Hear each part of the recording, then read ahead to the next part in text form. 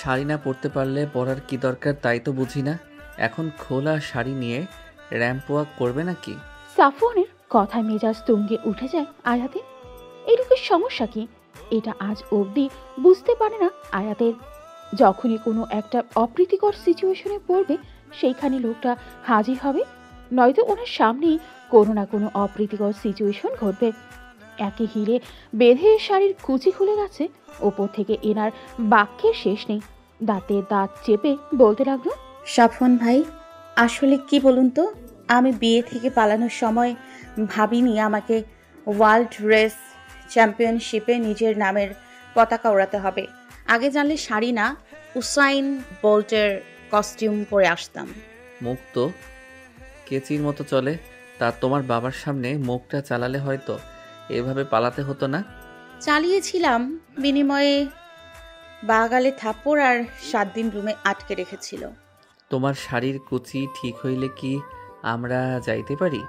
তোমার বাবার বডিগার্ডরা আসলো বলে। আয়াত আর কোনো কথা বলল না। বলে না, কথায় কথা বাড়ে।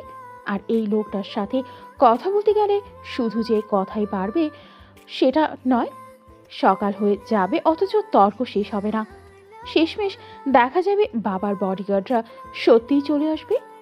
এখন তাড়াতাড়ি কোনো ট্রান্সপোর্ট ধরে কাজী অফিস যেতে হবে। 1 ঘন্টা আগেও আয়াত একরকম ভেবেছিল, কিন্তু পুরো উল্টো কাহিনী ঘটে গেল। যাকে দু চোখে সহ্য হয় না তার সাথে এখন পালাতে হচ্ছে। 1 ঘন্টা আগে ক্রমাগত ইফাতকে ফোন দিয়ে যাচ্ছে আয়াত। ফোন ধরা তো দূর, খালি ওয়েটিং বলে যাচ্ছে ফোন অপারেটরের মহিলাটি। হাতের সময় খুব কম, আর 4 ঘন্টা পর আয়াতের বিয়ে একটা বলদের সাথে, রামিম সাহেব অর্থাৎ আয়াতের বাবার বন্ধুর ছেলের সাথে। একবার রামিম সাহেবকে বোঝাতে চেয়েছে আয়াত, কিন্তু লাভের লাভ কিছুই হয়নি। আয়াত রামিম সাহেবকে জানিয়ে দিয়েছে বিয়ে করলে ইফাতকেই করবে, ও বাদে কাউকে সে বিয়ে করবে না।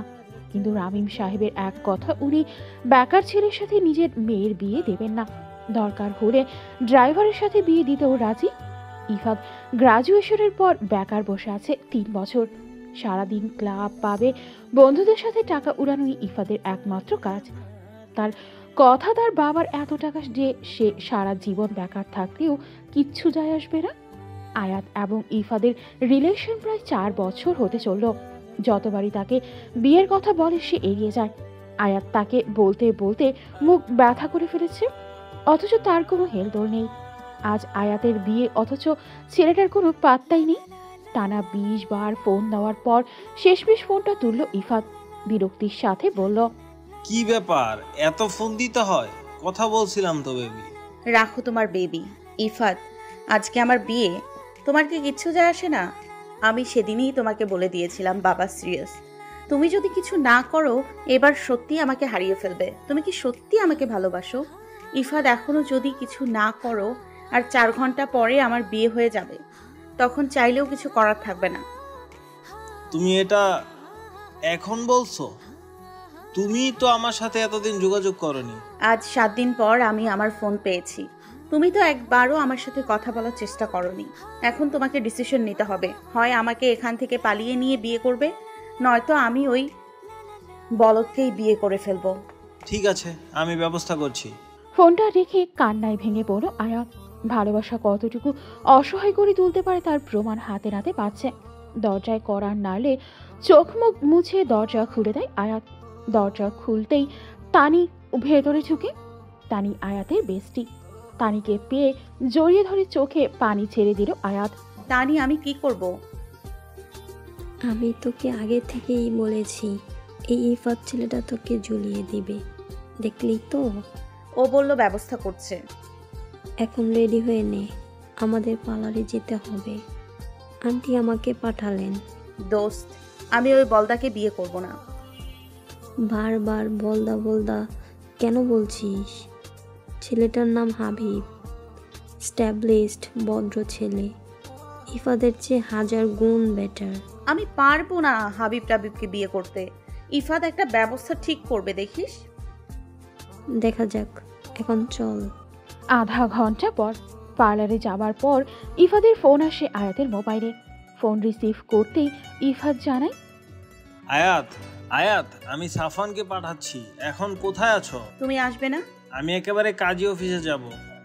এখানে আমার শ্বশুরের কিছু স্বাস্থ্যবান বডিগার্ড আছে। সাফওয়ানকে সন্দেহ করবে না। আচ্ছা, আমি গুলশান 1-1 পার্লারে আছি। আমি ঠিকানা এসএমএস করে দিচ্ছি। মিনিট 15 পর সাফওয়ান এসে হাজির পার্লারের গেটে। বন্ধুত্বের খাতিরে এই জটের মধ্যেও সাফওয়ানকেও জড়াতে হলো। আয়াত আর সাফওয়ানের মাঝে 36-এর আখড়া। যদি আয়াত বলে ডান তো সাফওয়ানকে বাম বলতে হবে। আয়াত যতটা এলোমেলো, সাফওয়ান ততটা গোছানো। যতবার তারা মুখোমুখি হয়েছে ততবারই একটা ওয়ার্ল্ড ওয়ারের মতো পরিস্থিতি তৈরি হয়েছে। অবশেষে তানির সাহায্যে কোনো মতে সাফওয়ান আয়াতকে নিয়ে পালাতে সক্ষম হয়। এখন আসি বর্তমান রাত 8:30।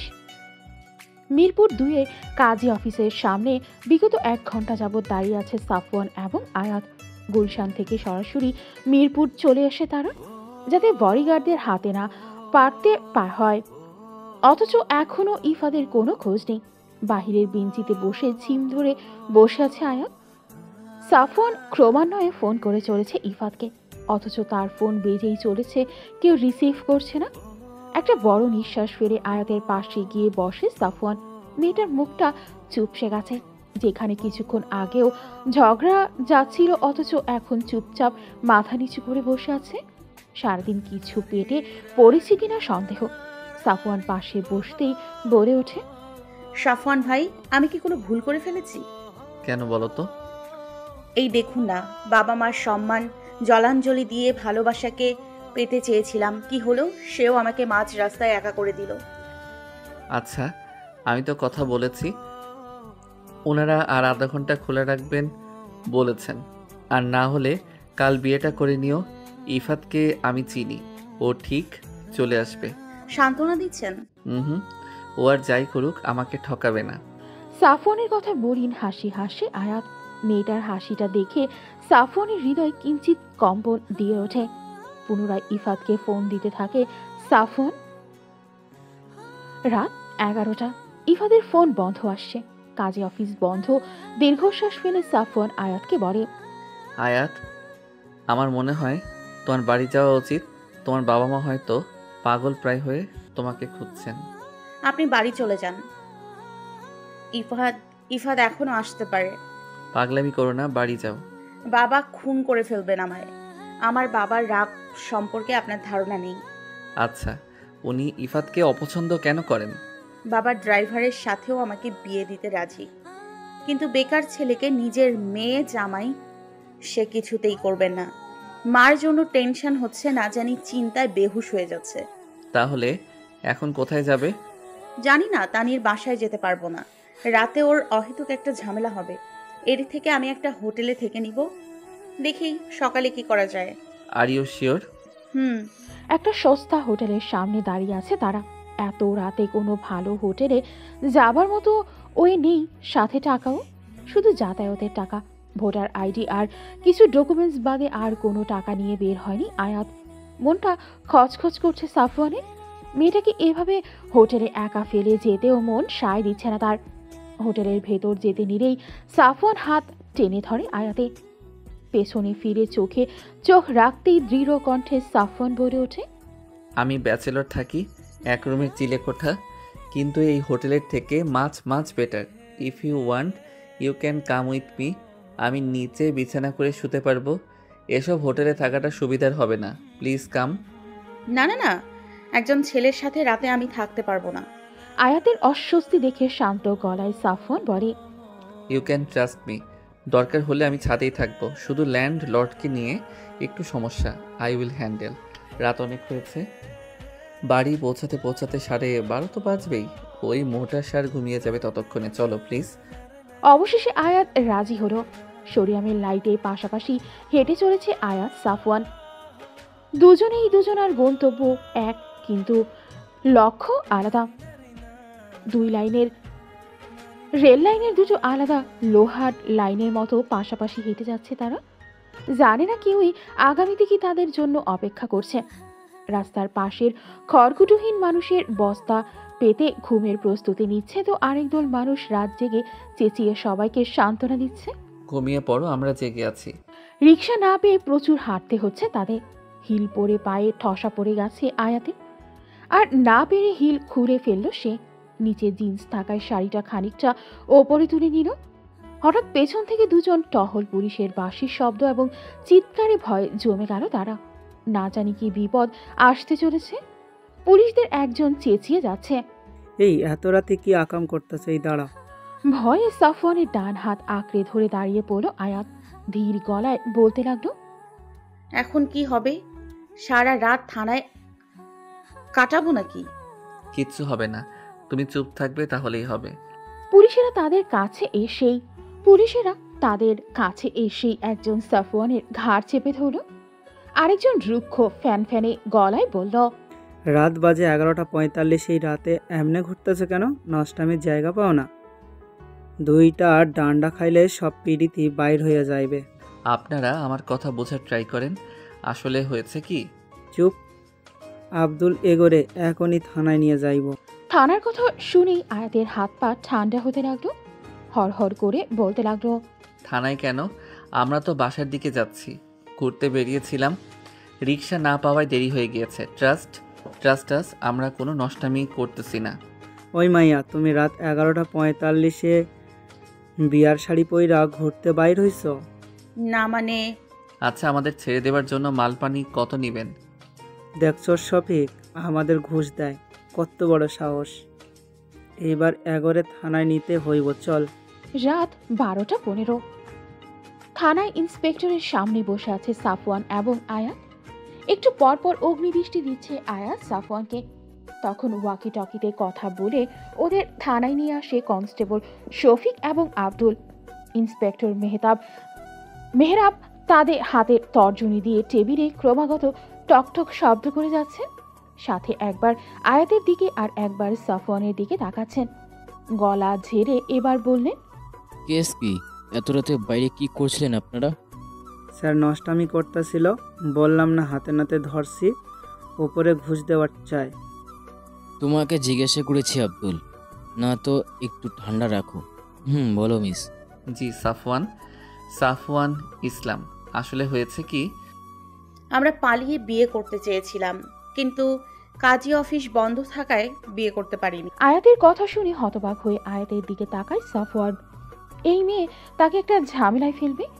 অবশ্য এটা নতুন না, এর আগেও মেয়েটা এভাবেই ঝামেলায় ফেলেছে। আয়াতের হাতে চিমটি কাটতেই আয়াত করে চেঁচিয়ে ওঠে, উফ, পুরানা পুলিশ, ওনাদের কাছে লুকিয়ে লাভ নেই, ওনারা আমাদের হেল্প করতে পারবে। আসলে হয়েছে কি স্যার, আমরা দুজনকে খুব ভালোবাসি, কিন্তু আমার বাবা ওর প্রফেশন আর গরিবের জন্য ওকে মেনে নেননি। আজ আমাকে একটা বলদের সাথে জোর করে বিয়ে দিয়ে দিচ্ছিল, তাই আমি পালিয়ে আসি। আমার বাবাকে চিনবেন, রাহিম রহমান, রিটায়ার্ড মেজর জেনারেল। আমি তার একমাত্র মেয়ে। সাফওয়ান তো অনেক গরিব, তাই বাবা ওর সাথে আমার বিয়ে দেবেন না। এই যে দেখুন, আমার ভোটার আইডি সব আছে, আমরা আজই বিয়ে করতাম। সাফওয়ান হা করে আয়াতের অভিনয় দেখে যাচ্ছে। জাতীয় পুরস্কার বিজয়ী অভিনেত্রীর মতো অভিনয় করছে মেয়েটি, কি নিপুণভাবে কাছে। ইন্সপেক্টর সাফওয়ানের দিকে তাকিয়ে বলল, তাহলে আপনি কনস্টেবলদের ঘুষ কেন দিতে চেয়েছেন? ওনারা আমার কোনো কথা শুনতেই রাজি ছিলেন না। আর সত্যি বলতে এত রাতে আমরা অনেক ভয় পেয়ে গিয়েছিলাম। উপরে আমাদের বিয়ে হয়নি, একটা কনেকে বিয়ে থেকে পালিয়ে নিয়ে এসেছি। I think you can understand. আমি খুবই সতর্ক নাগরিক। আয়াত না থাকলে আমি এমনটা কোনোদিন করতাম না। আচ্ছা, আপনাদের নাম ঠিকানা দিয়ে যান, আমি কন্ট্রাক্ট করব। আর যদি এটার প্রমাণ হয় যে আপনারা মিথ্যা বলছেন, তাহলে আমার থেকে খারাপ কেউ হবে না। কোথায় লিখবো? আব্দুল, ওনাদের সব ঠিকানা নিয়ে বাড়িতে পৌঁছে দাও, এত রাতে পাবে না। আর সরফরাজ সাহেব, আপনার অফিসের ঠিকানাটা দিয়ে যাবেন। যদি এত রাতে কাজই পাওয়া যেত, আমি নিজে আপনাদের বিয়ে দিতাম। নিজের মাথা চাপড়াতে ইচ্ছে করছে সাফওয়ানের। এই আয়াতের জন্য কি এক ঝামেলাই না পড়ল। মিথ্যে তো বলে দিল, কিন্তু এখনই মিথ্যে ধরা পড়ে যে কি ঝামেলা পোহাতে হবে আল্লাহ জানে। ওপরে রামিম রহমানের মেয়ে, তিনি একজন রিটায়ার্ড আর্মি অফিসার। শহরে ওনার চেনা জানা শেষ নেই। এক রাতে তার জীবনে এতটা উতার চড়াই এর মুখোমুখি হতে হবে কে জানতো। আর এদিকে ইফাদের ফোন এখনো বন্ধ। ইফাত কেয়ারলেস, কিন্তু এতটা যে নিজের গার্লফ্রেন্ডকে বাড়ি থেকে পালিয়ে অন্যের ঘাড়ে ঝুলিয়ে দিয়ে এখন নিজে লাপাত্তা। কাঁধে ভারী ভারী অনুভব হলে পাশে তাকিয়ে দেখে আয়াত তার কাঁধে মাথা রেখেই ঘুমিয়ে পড়েছে। মেয়েটাকে বড্ড ক্লান্ত লাগছে, সারাদিন কম ধকল তো যায়নি। রাতের আলো আধার খেলায় আয়াতের মুখটা কোনো শিল্পকর্ম থেকে কম লাগছে না, খুব যত্নে নিপুণ শিল্পকর্ম।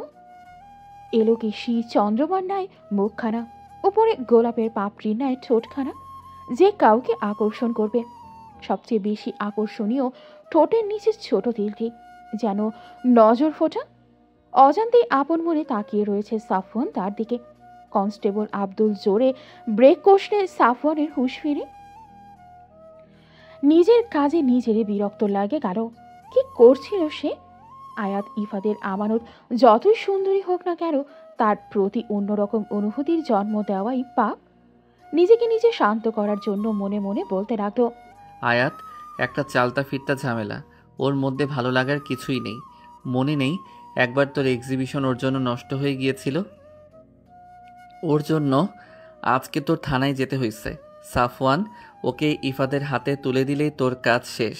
সো নো মোহিত হওয়া হই, তুই একজন আর্টিস্ট, তাই তোর ওকে দেখে ভালো লেগেছে, এটাই, আর কিচ্ছু না।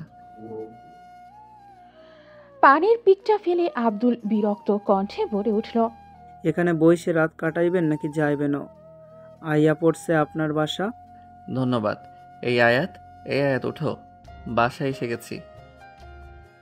আয়াতকে নড়াচড়া দেওয়ার পর অবশেষে বিরক্তি এবং ঘুম ঘুম গলায় বলে ওঠে, কি হয়েছে? আর একটু ঘুমাতে দাও, তুমিও ঘুমাও। ধুর, ওঠো না, বাসা চলে আসছে তো। কে শোনে কার কথা? আয়াত তো বেঘরে ঘুম উপায়ন্তর না পেয়ে আয়াতকে কোলে করে নিয়ে উঠে লাগলো। আর সাফওয়ানের দোয়া পড়তে পড়তে 5 তলায় উঠল সে। বাড়িওয়ালা দেখলে একটা কেলেঙ্কারি হয়ে যাবে।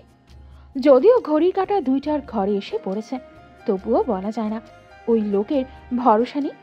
কোনো মতে আয়াতকে নিচে বসিয়ে দরজায় লক খুলে সে একটা মেয়েকে কোলে নিয়ে 5 তলা ওঠার 4টেখানি কথা না।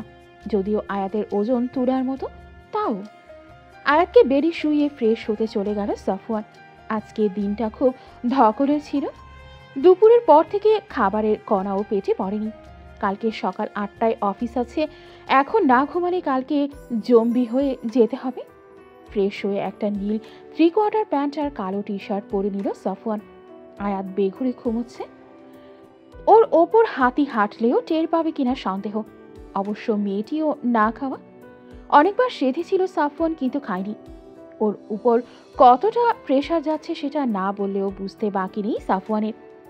চঞ্চল মেয়েটি নিজের কষ্টগুলো হাসির মাঝে লুকিয়ে রেখেছে। বাবা মাকে না বলে ভালোবাসার খাতিরে ছুটে এসেছে, কিন্তু সেই ভালোবাসাও কথা রাখেনি। রুমে এক বিন্দু জায়গা নেই শোয়ার। সাফওয়ানের পেন্টিং আর ক্যানভাসে ফ্লোর ভর্তি।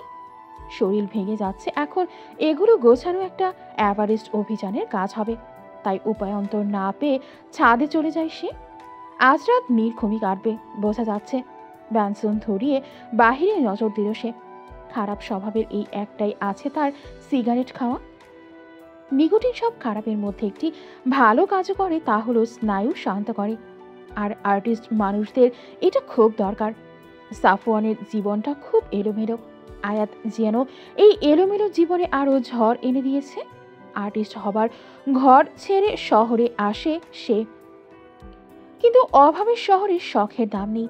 পড়াশোনায় ভালো হওয়ায় একটা 17,000-এর চাকরি ম্যানেজ তো হয়ে গেছে, কিন্তু 17,000-এ টাকা ঢাকা শহরে কি হয়?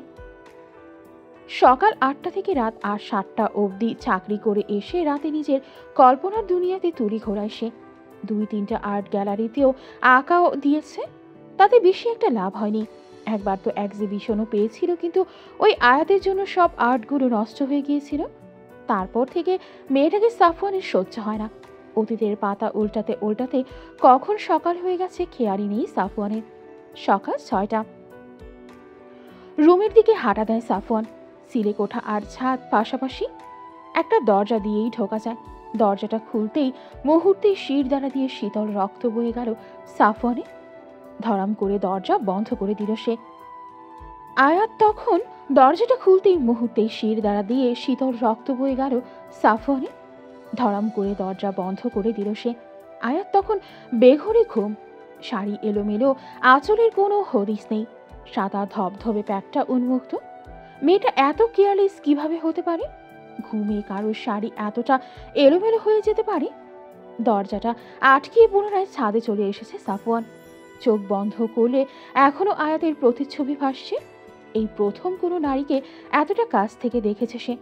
এতটা সুন্দর নারীও হতে পারে, যেন ভাস্করের নিপুণ হস্তের শিল্পকর্ম। মাঝে মাঝে ছেলেদের পক্ষেও নিজেকে আটকানো কঠিন হয়ে পড়ে। আর সব থেকে আকর্ষণীয় ছিল নাভির পাশের গাঢ় তিলটি। যে কোনো ছেলের মাথা ঘোরানোর জন্য সেটা যথেষ্ট। চাঁদের পানির নলটি ছেড়ে মাথা ঢুকিয়ে বেশ কিছুক্ষণ বসে রইল সাফওয়ান। একই সকাল, ওপরে কালকে রাতে বেশ শিশির পড়েছিল, পানিটা বেশ ঠান্ডা। এখন এই ঠান্ডা পানি থেরাপি তাকে কুচিন্তা থেকে রক্ষা দিতে পারবে। বেশ কিছুক্ষণ পর ঘড়ির দিকে তাকিয়ে দেখল 7টা বাজতে চলেছে। মাথা ভেজানোর কারণে অর্ধেক শরীর এমনিতেই ভিজে গেছে। এবার ভেতরে যেতেই হবে, এখন না বের হলে অফিসে লেট হয়ে যাবে। মিনিট 20 জোরে জোরে কড়া নাড়লে আয়াতের সাড়া পায় সে। বেশ দৃঢ় কণ্ঠে বলে, আঁচলটা ঠিক করো, আমি ভেতরে আসছি। সকাল সকাল এমনিতেই জটলা পেকে থাকে আয়াতের মাথা। ওপরে মনে হচ্ছে মাথায় কেউ হ্যামার দিয়ে বেশ কিছুক্ষণ তবলা বাজিয়েছে। আশেপাশের দৃশ্য দেখে হাবলার মতো বেশ কিছুক্ষণ বসেছিল সে। কাল রাতে পুলিশের গাড়িতেই ঘুমিয়ে পড়েছিল। তারপর কিছু মনে নেই তার। চোখটা চারিদিকে ঘোরালে খেয়াল করে পুরনো একটি স্টোর রুমের মতো ঘরের চৌকির মতো বেডে বসে আছে সে। রুমের দেয়ালের রং খসে গেছে। লাস্ট হয়তো 3 বছর একবারও রং করা হয়নি। তার মানে এটা সাফওয়ানের চিলে কোঠার রুম। এবার ধীরে ধীরে বাস্তবে ফিরে আয়াত বুঝতে পারে রাতে সাফওয়ান এখানেই তাকে নিয়ে এসেছিল। রুমটা খুব ছোট। একপাশে একটা 3rd হ্যান্ড স্টিলের আলমারি, তার পাশে একটা কম দামি ছোট্ট টেবিল, তাতে রং তুলি স্কেচবুক এলোমেলো করে পড়ে রয়েছে। ঘরের দক্ষিণ দিকে বেশ বড় জানালা। জানালা দিয়ে আকাশে স্পষ্ট দেখা যাচ্ছে, সাথে গাড়ির হর্নও শোনা যাচ্ছে। মানে বাড়িটা রোডের খুব কাছে। সারা ঘর অগোছালো, কিন্তু নোংরা নয়। ফ্লোরে সাফওয়ানের পেন্টিং এবং ফাঁকা ক্যানভাস ভর্তি। জানালার ঠিক পাশে একটা ঘুম ধরা আলনা আছে, তাতে সাফওয়ানের নোংরা কাপড় রাখা। ঘরটা পর্যবেক্ষণ শেষ হলে শুনতে পায় সাফওয়ান কড়া নেড়েই যাচ্ছে। সাফওয়ান যখন কথাটা বলে তখন নিজের দিকে তাকিয়ে নিজেই লজ্জা পেয়ে যায় সে। রাতে অস্বস্তির জন্য কখন আঁচল খুলে ফেলেছিল খেয়ালই নেই তার। কোনো মতে শাড়িটি দিয়ে নিজেকে পেঁচিয়ে সাফওয়ানকে ভেতরে আসতে বলে সে। সাফওয়ান একবারও আয়াতের দিকে না তাকিয়ে আলমারির কাছে চলে যায়। শার্ট প্যান্ট বের করে ওয়াশরুমে ছুট লাগানোর সময় পেছন থেকে আয়াত ডাকলে বাধ্য হয়ে আয়াতের দিকে তাকায় সে। আমাকে আপনার একটা টি শার্ট দেবেন? আমার কাছে পরার মতো কোনো জামা নেই শাড়ি বাদে। আলমারি খোলাই আছে, নিয়ে নিও, আমার লেট হচ্ছে। বলেই ওয়াশরুমে ঢুকে থাম করে দরজা লাগিয়ে দিল সাফওয়ান। এলোমেলো চুল, ঘুম ঘুম চাহনি আর লাল হয়ে থাকা গাল থেকে কয়েকবার হার্টবিট মিস হয়েছে সাফওয়ানের। এই মেয়েকে খুব দ্রুত ইফাদের হাতে তুলে দিতে হবে, নয়তো পাগল হয়ে যাবে সাফওয়ান। সকাল 11টা। আয়াত জানালার পাশে দাঁড়িয়ে আছে। মনটা তার ভালো নেই। তানির কাছে সকালে ফোন দিয়েছিল। তানির কাছে থেকে জানতে পারে রামিম সাহেব তাকে অনেক কথা শুনিয়েছে। তিনি তানির সামনেই বলে দিয়েছেন, আয়ানকে সামনে পেলে এর শেষ দেখে নেব। আয়াতের মা শারমিন বেগমের শরীরটা নাকি ভালো নেই। মেয়ে নিখোঁজ দেখে প্রেশার লো হয়ে 2-3 বার অজ্ঞান হয়েছে। ছুটে যেতে ইচ্ছে করছে মায়ের কাছে, কিন্তু নিজের কর্মফল যে নিজেকে ভোগ করতে হচ্ছে। ইফাদের আশায় ঘর ছেড়ে আসার সময় একবারও কল্পনা করেনি আজ ভালোবাসার শাস্তি এভাবে পেতে হবে তাকে। ইফাদের ফোন এখনো বন্ধ। ইফাদের কিছু বন্ধু বান্ধবদের নাম্বার সাফওয়ানের কাছ থেকে নিয়ে রেখেছিল। তারা কেউ জানে না ইফাদ কোথায়। আচ্ছা, ইফাদের কোনো বিপদ হয়নি তো? বাবা ওর কোনো ক্ষতি করে নাই তো? ধুর, আর ভাবতে পারছি না। একবার ইশরাতের সাথে কথা বলতে পারলে হয়তো। জানতে পারতাম, কিন্তু ওর নাম্বারটা বন্ধ। উফ, এই ভাই বোন নিজের ফোনটা কেন বন্ধ করে রেখেছে? আমি এখন কি করব? তানির বাসায় যেতে পারবো না। বাবা তানির বাসার সামনে পাহারা লাগিয়েছে। সাফওয়ান ভাইকে জ্বালানোর কোনো মানে হয় না, কিন্তু কোথায় যাব আমি? জানালার পাশে দাঁড়িয়ে নিজেকেই নিজে প্রশ্ন করে যাচ্ছে আয়াত। সামনে যে ডেড এন্ড যাওয়ার পথটুকু খুঁজে পাচ্ছে না। বুকের বাঁ পাশে চিনচিনে ব্যথা, চোখে নোনা জলের আবির্ভাব ঘটাচ্ছে বারংবার। সাফওয়ান মাঝে একবার ফোন দিয়ে খোঁজ নিয়েছে যে সে খেয়েছে কিনা। সে বন্ধু হিসেবে তার দায়িত্বের অধিক পালন করে যাচ্ছে, আর অসহায়ের মতো আয়াত তার সাহায্য নিয়ে যাচ্ছে। চোখ মুছে দৃঢ় পরিকল্পনা করল সে। এবার কঠোর সিদ্ধান্ত নিতে হবে আয়াতের, খুব কঠোর। সোজা ইফাদের বাড়ি যে উঠবে সে। তাতে তার পরিবারের লোকেরা রাগ করলেও কিছু করার নেই। তারপর ইফাদকে মুখের ওপর জিজ্ঞেস করবে সে কি তাকে বিয়ে করবে কিনা। এই পরিকল্পনা আজকের মধ্যেই বাস্তবায়ন করতে হবে। কিন্তু হাতে টাকা নেই। ইফাদের বাসায় যেতে হলেও 600 থেকে 700 টাকা লাগবে সিএনজিতে। সেই টাকাটা হাতে নেই। সাফওয়ান আসলে তাকে পরিকল্পনার কথাটি জানাতে হবে। পাশের দোকান থেকে পরোটা আর ডাল দিয়ে গেছে সাফওয়ান। ডাল ঠান্ডা হয়ে গেছে আর পরোটা শক্ত, কিন্তু পেটের ইঁদুরদের এটাই দিয়েই শান্ত করতে হবে। যে মেয়ে সামান্য ঠান্ডা পানি আঙুলে ছোঁয়াতে পারে না, আজ সে ঠান্ডা পানি দিয়ে গোসল করেছে। ব্রেড জ্যাম আর ব্ল্যাক কফি ব্যতীত যার নাস্তা হয় না, আজ তৈলাক্ত চুপচুপে পরোটা আর ঠান্ডা পানির মতো ডাল খেতে হচ্ছে। জীবন কত কিছু শিখায়। বিকেল 5টা। সারাদিন শুধু সাফওয়ানের পেন্টিং দেখেই দিন কেটেছে আয়াতের। ইফাদের মেসেঞ্জার, হোয়াটসঅ্যাপ ভয়েস মেসেজ দিয়েছে বেশ কিছু, কিন্তু লাভ হয়নি। কেঁদে কেঁদে মাথা ধরে আসতে ছাদে রাখা সাফওয়ানের ছোট স্টবে প্রথম কফি বানানোর ট্রাই করেছে। ফলাফল হাতে 2-3টা ফোসকা পড়েছে, কিন্তু কফি সে বানানো শিখে গেছে। সাফওয়ানকে অনেকবার বলেছে তার পোর্ট্রেট ড্র করতে, কিন্তু লোকটা মুখের উপর বলে দিয়েছে তার চেহারা ক্যানভাসে তোলার যোগ্য নয়। কফি হাতে জানলায় দাঁড়িয়ে আকাশ দেখতে যখন ব্যস্ত আয়াত, তখন ক্রমাগত দরজায় কড়া নাড়ে কেউ। দরজা খুলতেই হুড়মুড় করে একটি মেয়ে ঘরে ঢুকে পড়ে। মেয়েটির হাতে একটি পেঁয়াজুর বাটি। এভাবে ঘরে ঢুকে পড়ায় অবাকের সর্বোচ্চ পর্যায়ে চলে যায় আয়াত। মেয়েটি উচ্চতায় আয়াতের সমান, গোলগাল মুখ, চুল একপাশে বেরুনি করা, দেখে মনে হচ্ছে কলেজে পড়ে। মেয়েটি আশেপাশে চোখ ঘুরিয়ে আয়াতের দিকে নজর দেয়। চোখে একরাশ কৌতূহল আর অপছন্দের আভা নিয়ে মাথা থেকে পা অব্দি চোখ বোলায় সে। আয়াত তখন সাফওয়ানের একটা টি শার্ট আর ট্রাউজার পরেছিল। টি শার্টটা বেশ বড়, গলাটা বেশ নেমে যাচ্ছে, কিন্তু উপায় নেই। বিয়ের শাড়ি আর জিন্স বাদে পরিধানের কোনো কাপড় আর নেই। কর্কশ কণ্ঠে প্রশ্ন ছুড়ে মেয়েটি আয়াতকে, কে তুমি? সাফওয়ান ভাইয়া জামা পরে আছো কেন? আমি কি আমি কি হলো বলো? তোমাকে বলবো কেন? আগে তুমি বলো, তুমি কে? আমি মায়া, এই বাড়ি আমার বাবার। তুমি কে বলো, নয়তো বাবাকে বলে দিব। আমি সাফওয়ানের স্ত্রী।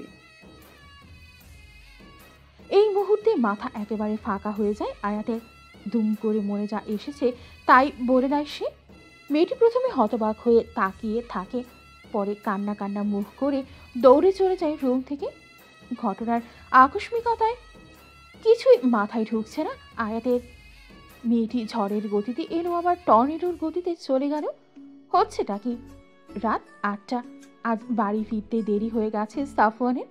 না জানি আয়াত একা একা কি করছে। সকালের পর থেকে কথাই হয়নি। প্রথমে ভেবেছিল দরজা বাহিরে থেকে আটকে যাবে, পরে ভাবলো অজান্তে বিপদ আসলে আয়াত বের হতে পারবে না, আর মোটা সার ওপরে আসবে না রাতের আগে। সে জানে সাফওয়ানের অফিস টাইম, কিন্তু মায়াকে নিয়ে একটু চিন্তা থেকে যায়। মেয়েটি ধুমধাম চলে আসে। রাস্তায় আসার পথে কিছু কম দামি 3 পিস লেডিস গেঞ্জি আর রাতের খাবার কিনে বাড়ির দিকে রওনা দেয় সাফওয়ান। বাড়িতে এসে সিঁড়িঘর থেকেই খুব শোরগোল শোনা যাচ্ছে। ভালো করে খেয়াল করলে বুঝতে পারে শব্দগুলো তার রুম থেকেই আসছে। দ্রুত 5তলা এসে দেখে দরজা হা করে খোলা। ভেতরে যে যেন মাথার উপর বাজ ভেঙে পড়ে সাফওয়ানের। ঘরের ভেতর ঢুকতেই দেখে ভেতরে যে যেন মাথার উপর বাজ ভেঙে পড়ে সাফওয়ানের। ঘরের ভেতর ঢুকতেই যে দেখে বিল্ডিংয়ের সব মহিলা সিনিয়র সিটিজেন সেখানে উপস্থিত। মোটা সার অর্থাৎ বাড়িওয়ালা আবুল কালাম আজাদ সাহেব এবং আর দুজন পুরুষ বেড়ে বসা।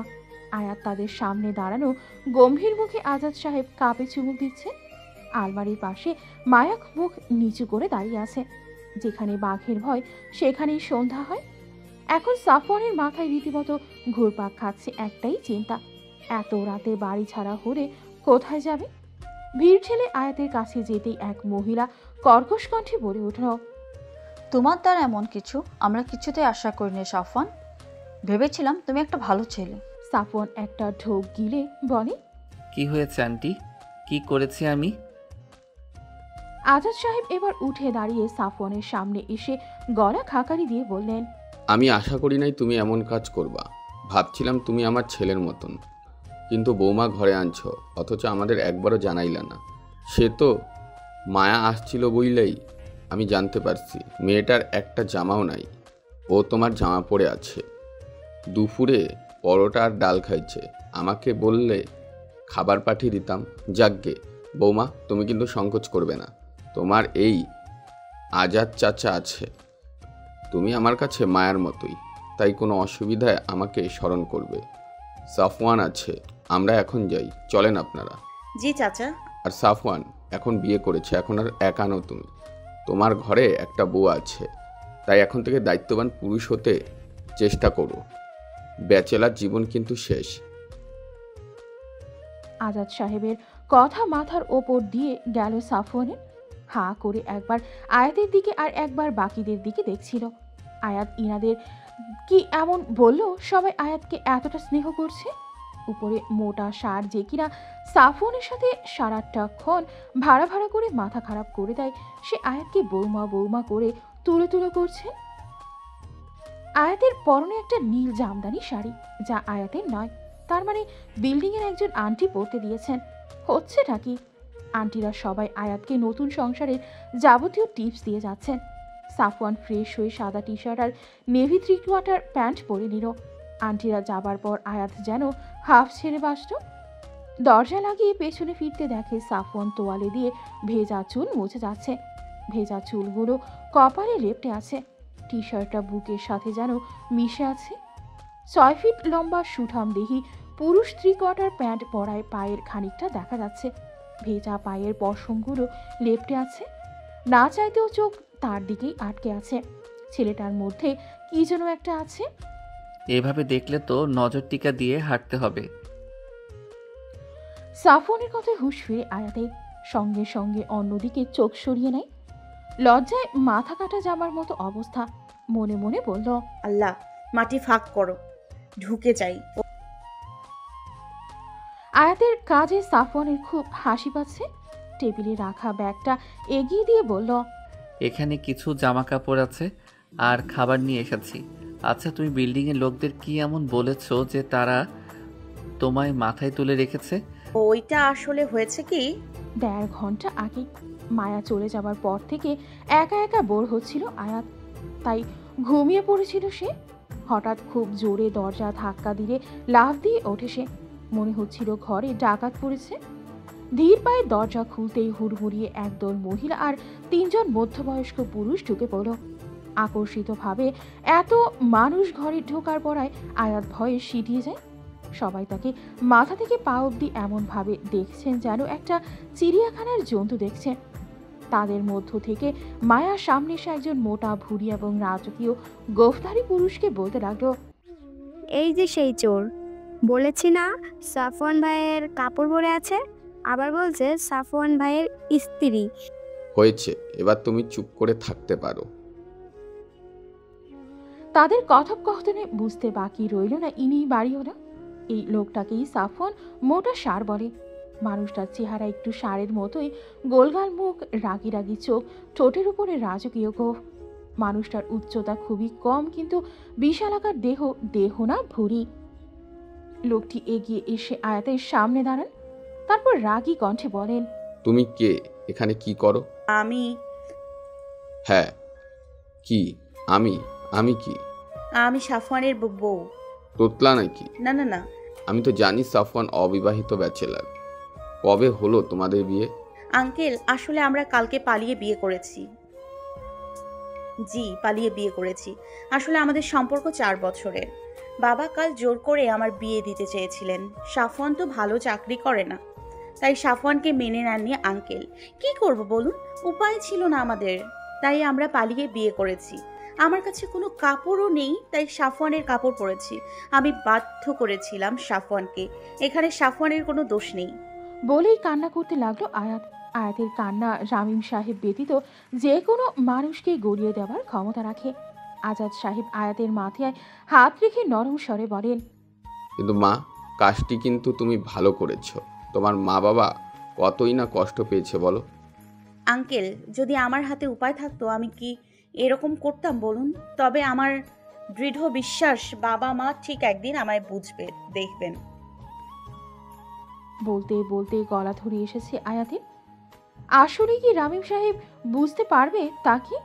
যদি রামিম সাহেব নিয়ে দেওয়ার জন্য এতটা অস্থির না হতেন, তবে কি আজ এভাবে পালিয়ে আসতে হতো তাকে? মা, তুমি আমার সাথে আসো। আমার একটা শাড়ি আছে, ওইটা পরবে। নতুন বউ এভাবে টি শার্ট পরা মানায় না। এক আন্টির কথায় ধ্যান ভাঙে আয়াতের। তারপর আন্টি আয়াতকে শাড়ি পরিয়ে দেন। আয়াত সবার জন্য কফি বানায়। একটা আড্ডার আমেজ তৈরি হয়। মায়া মুখ কালো করে এক জায়গায় দাঁড়িয়ে থাকে। আয়াতের বুঝতে বাকি নেই মেয়েটা থেকে চরম অপছন্দ করে। ঢাকার ব্যতিব্যস্ততার মাঝে কোনো অপরিচিত মানুষও এতটা আন্তরিক হতে পারে, এটা যেন কল্পনার বাহিরে আয়াতের জন্য। মানুষগুলোকে মিথ্যে বলতে একদম ভালো লাগছে না তার, কিন্তু করারও কিছু নেই, নয়তো সাফওয়ানকে ঘর ছাড়া হতে হবে। ফ্ল্যাশব্যাক শেষ হলে দেখে সাফওয়ান হাঁ করে তার দিকে তাকিয়ে রয়েছে। তুড়ি দিয়ে হাত নাড়িয়ে বলে, কি হলো?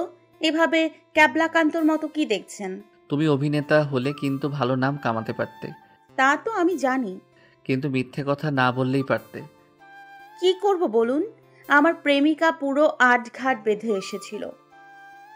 আপনার সুপ্ত প্রেমকে কলি থেকেই উঠিয়ে ফেলার জন্য sorry, but I had no choice. কি? কিসের প্রেমিকা? ও আমার কেউ লাগে না। ন্যাকা যেন কিছু বোঝে না। ওখানে কেউ না থাকলে আমাকে কাঁচা চিবিয়ে খেত। আজীব, আমি তো ব্যাচেলর, তাই না? সত্যি সত্যি বিয়ে করলে এ বাড়িতে তুলব কিভাবে? বিয়ে করে বউকে নিয়েই চিলে কোঠায় উঠবেন নাকি? আর উঠলেও বলবেন আমি দা নিয়ে আপনাকে দৌড়ানি দিয়েছিলাম, আমাকে তালাক দিয়ে দিয়েছেন। ধন্য তুমি। ইফাদের সত্যি কপাল পড়েছে। ইফাদের কথা শুনতেই উজ্জ্বল মুখটা মিয়ে গেল আয়াতে। সাফওয়ান আয়াতের মুখ দেখেই বুঝতে পেরেছে ইফাদের খোঁজ এখনো পায়নি। আয়াতের মন ভালো করতে বলল, আমি আজকে গ্রিল নিয়ে এসেছি, ভালো খেতে, এখনো গরম আছে, চলো খেয়ে নিই। আমার খিদে নেই। এই দেখো, আমি এতদিন একা একা খেয়েছি, আজ তুমি আছো, আমি চাই না একা একা খেতে, চলো না প্লিজ। সাফওয়ানের জোড়াজুড়িতে না পেরে শেষমেশ খেতেই হলো আয়াতকে।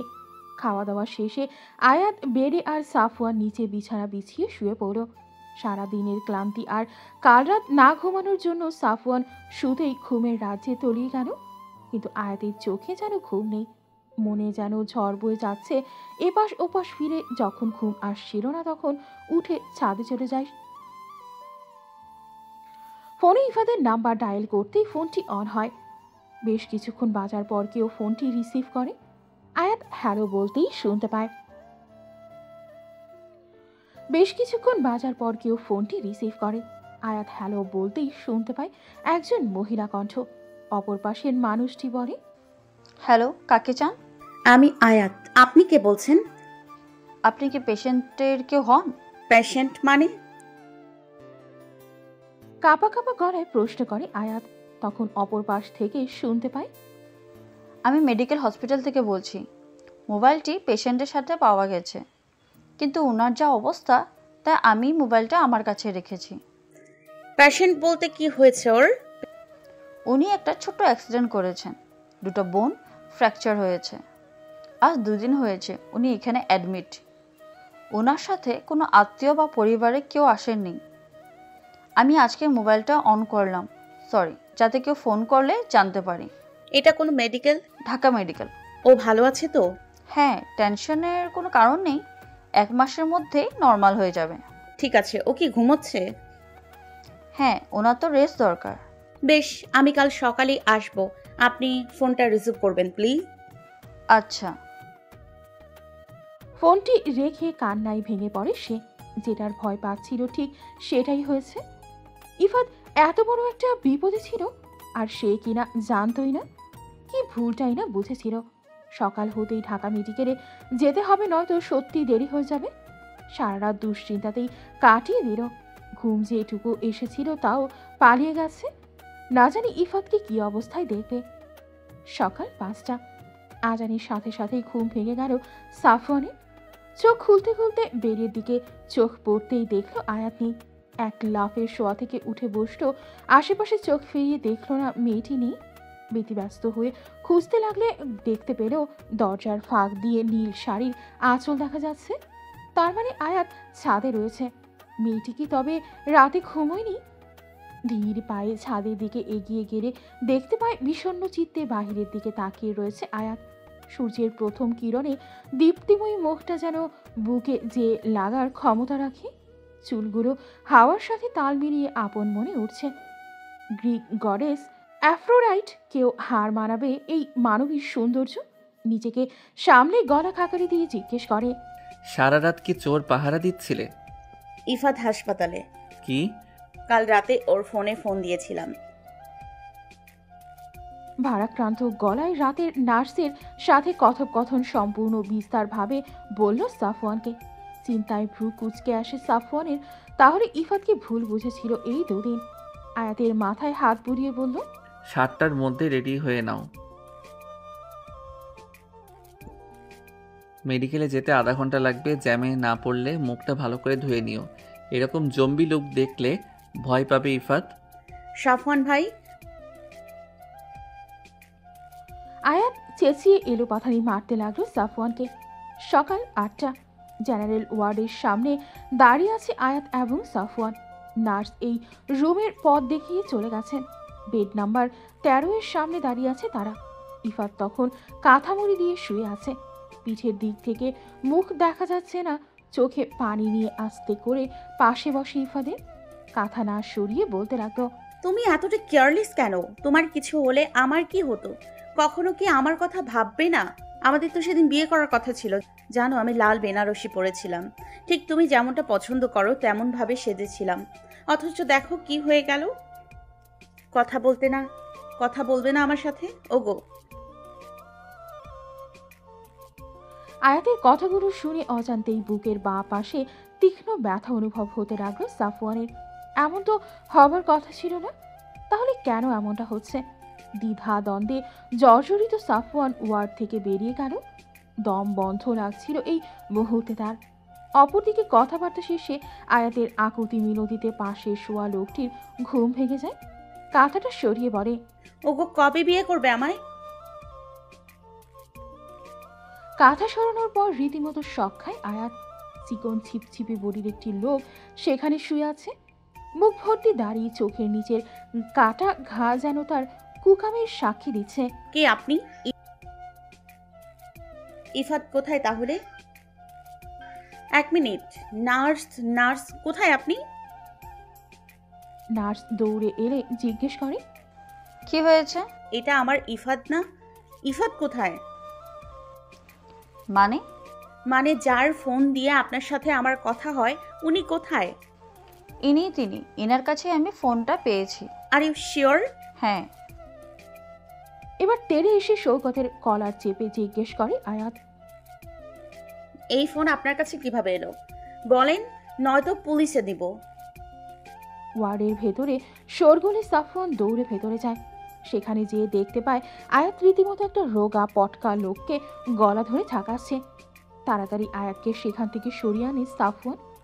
নয়তো দেখা যেত লোকটা ওখানেই অক্কাপিত হতো। সকাল 9:30।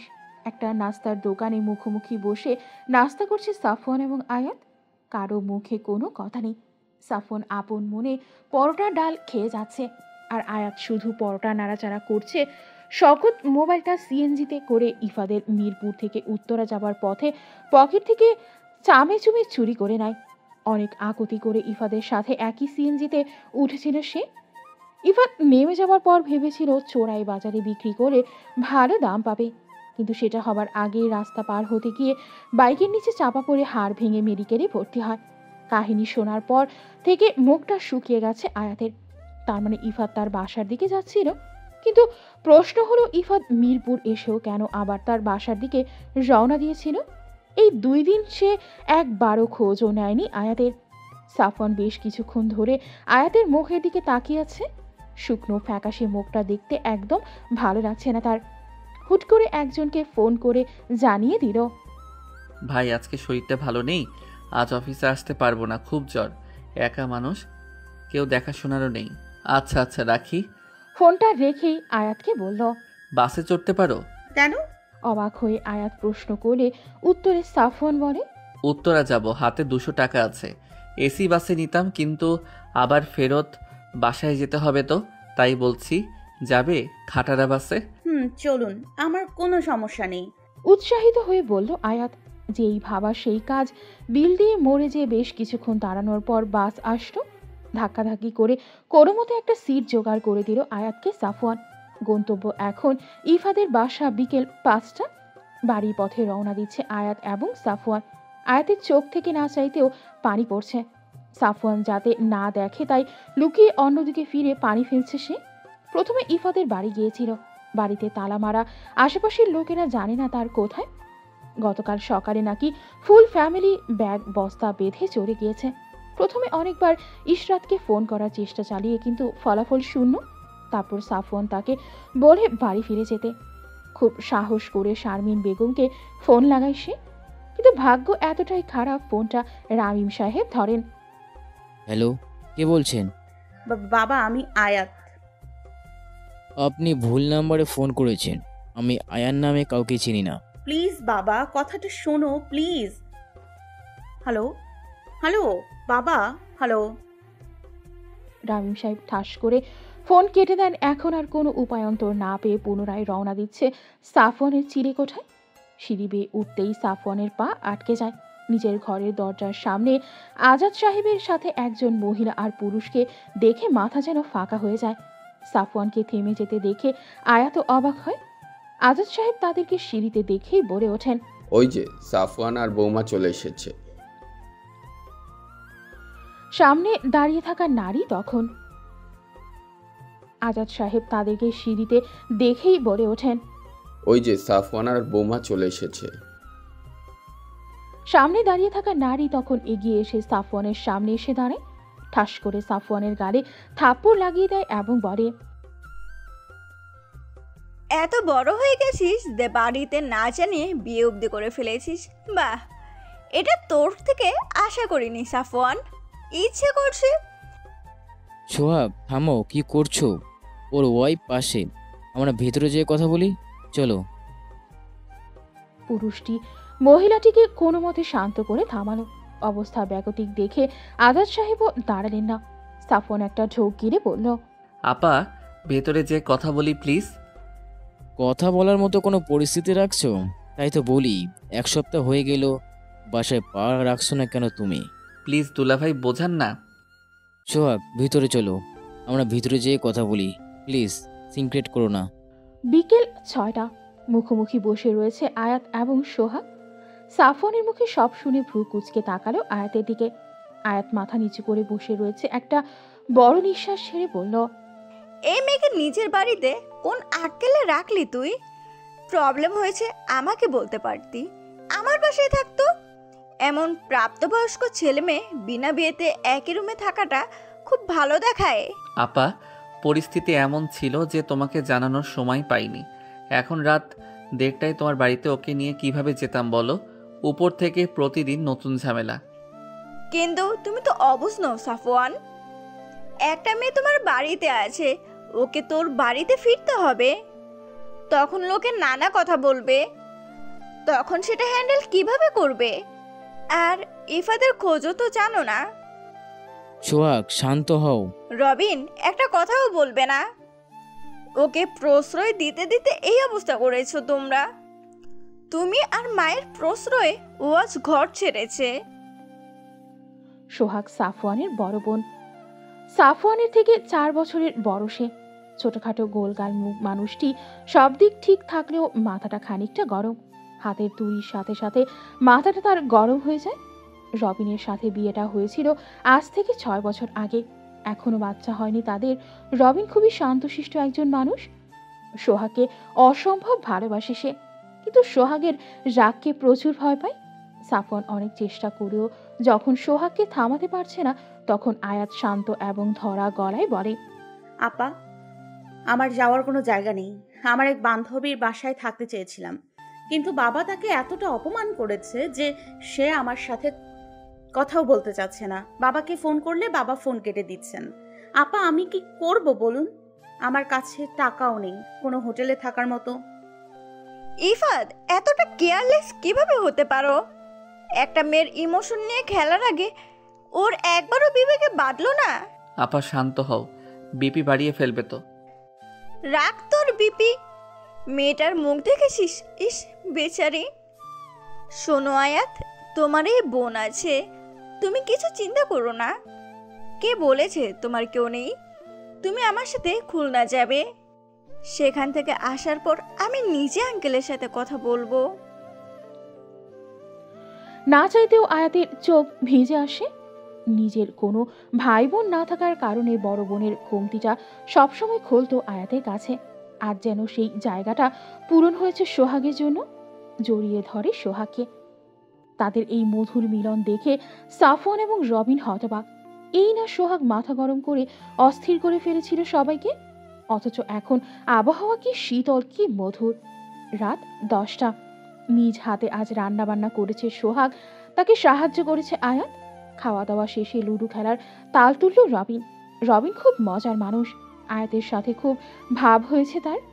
লুডো খেলার তাল তোলায় আয়াতও নেচে ওঠে।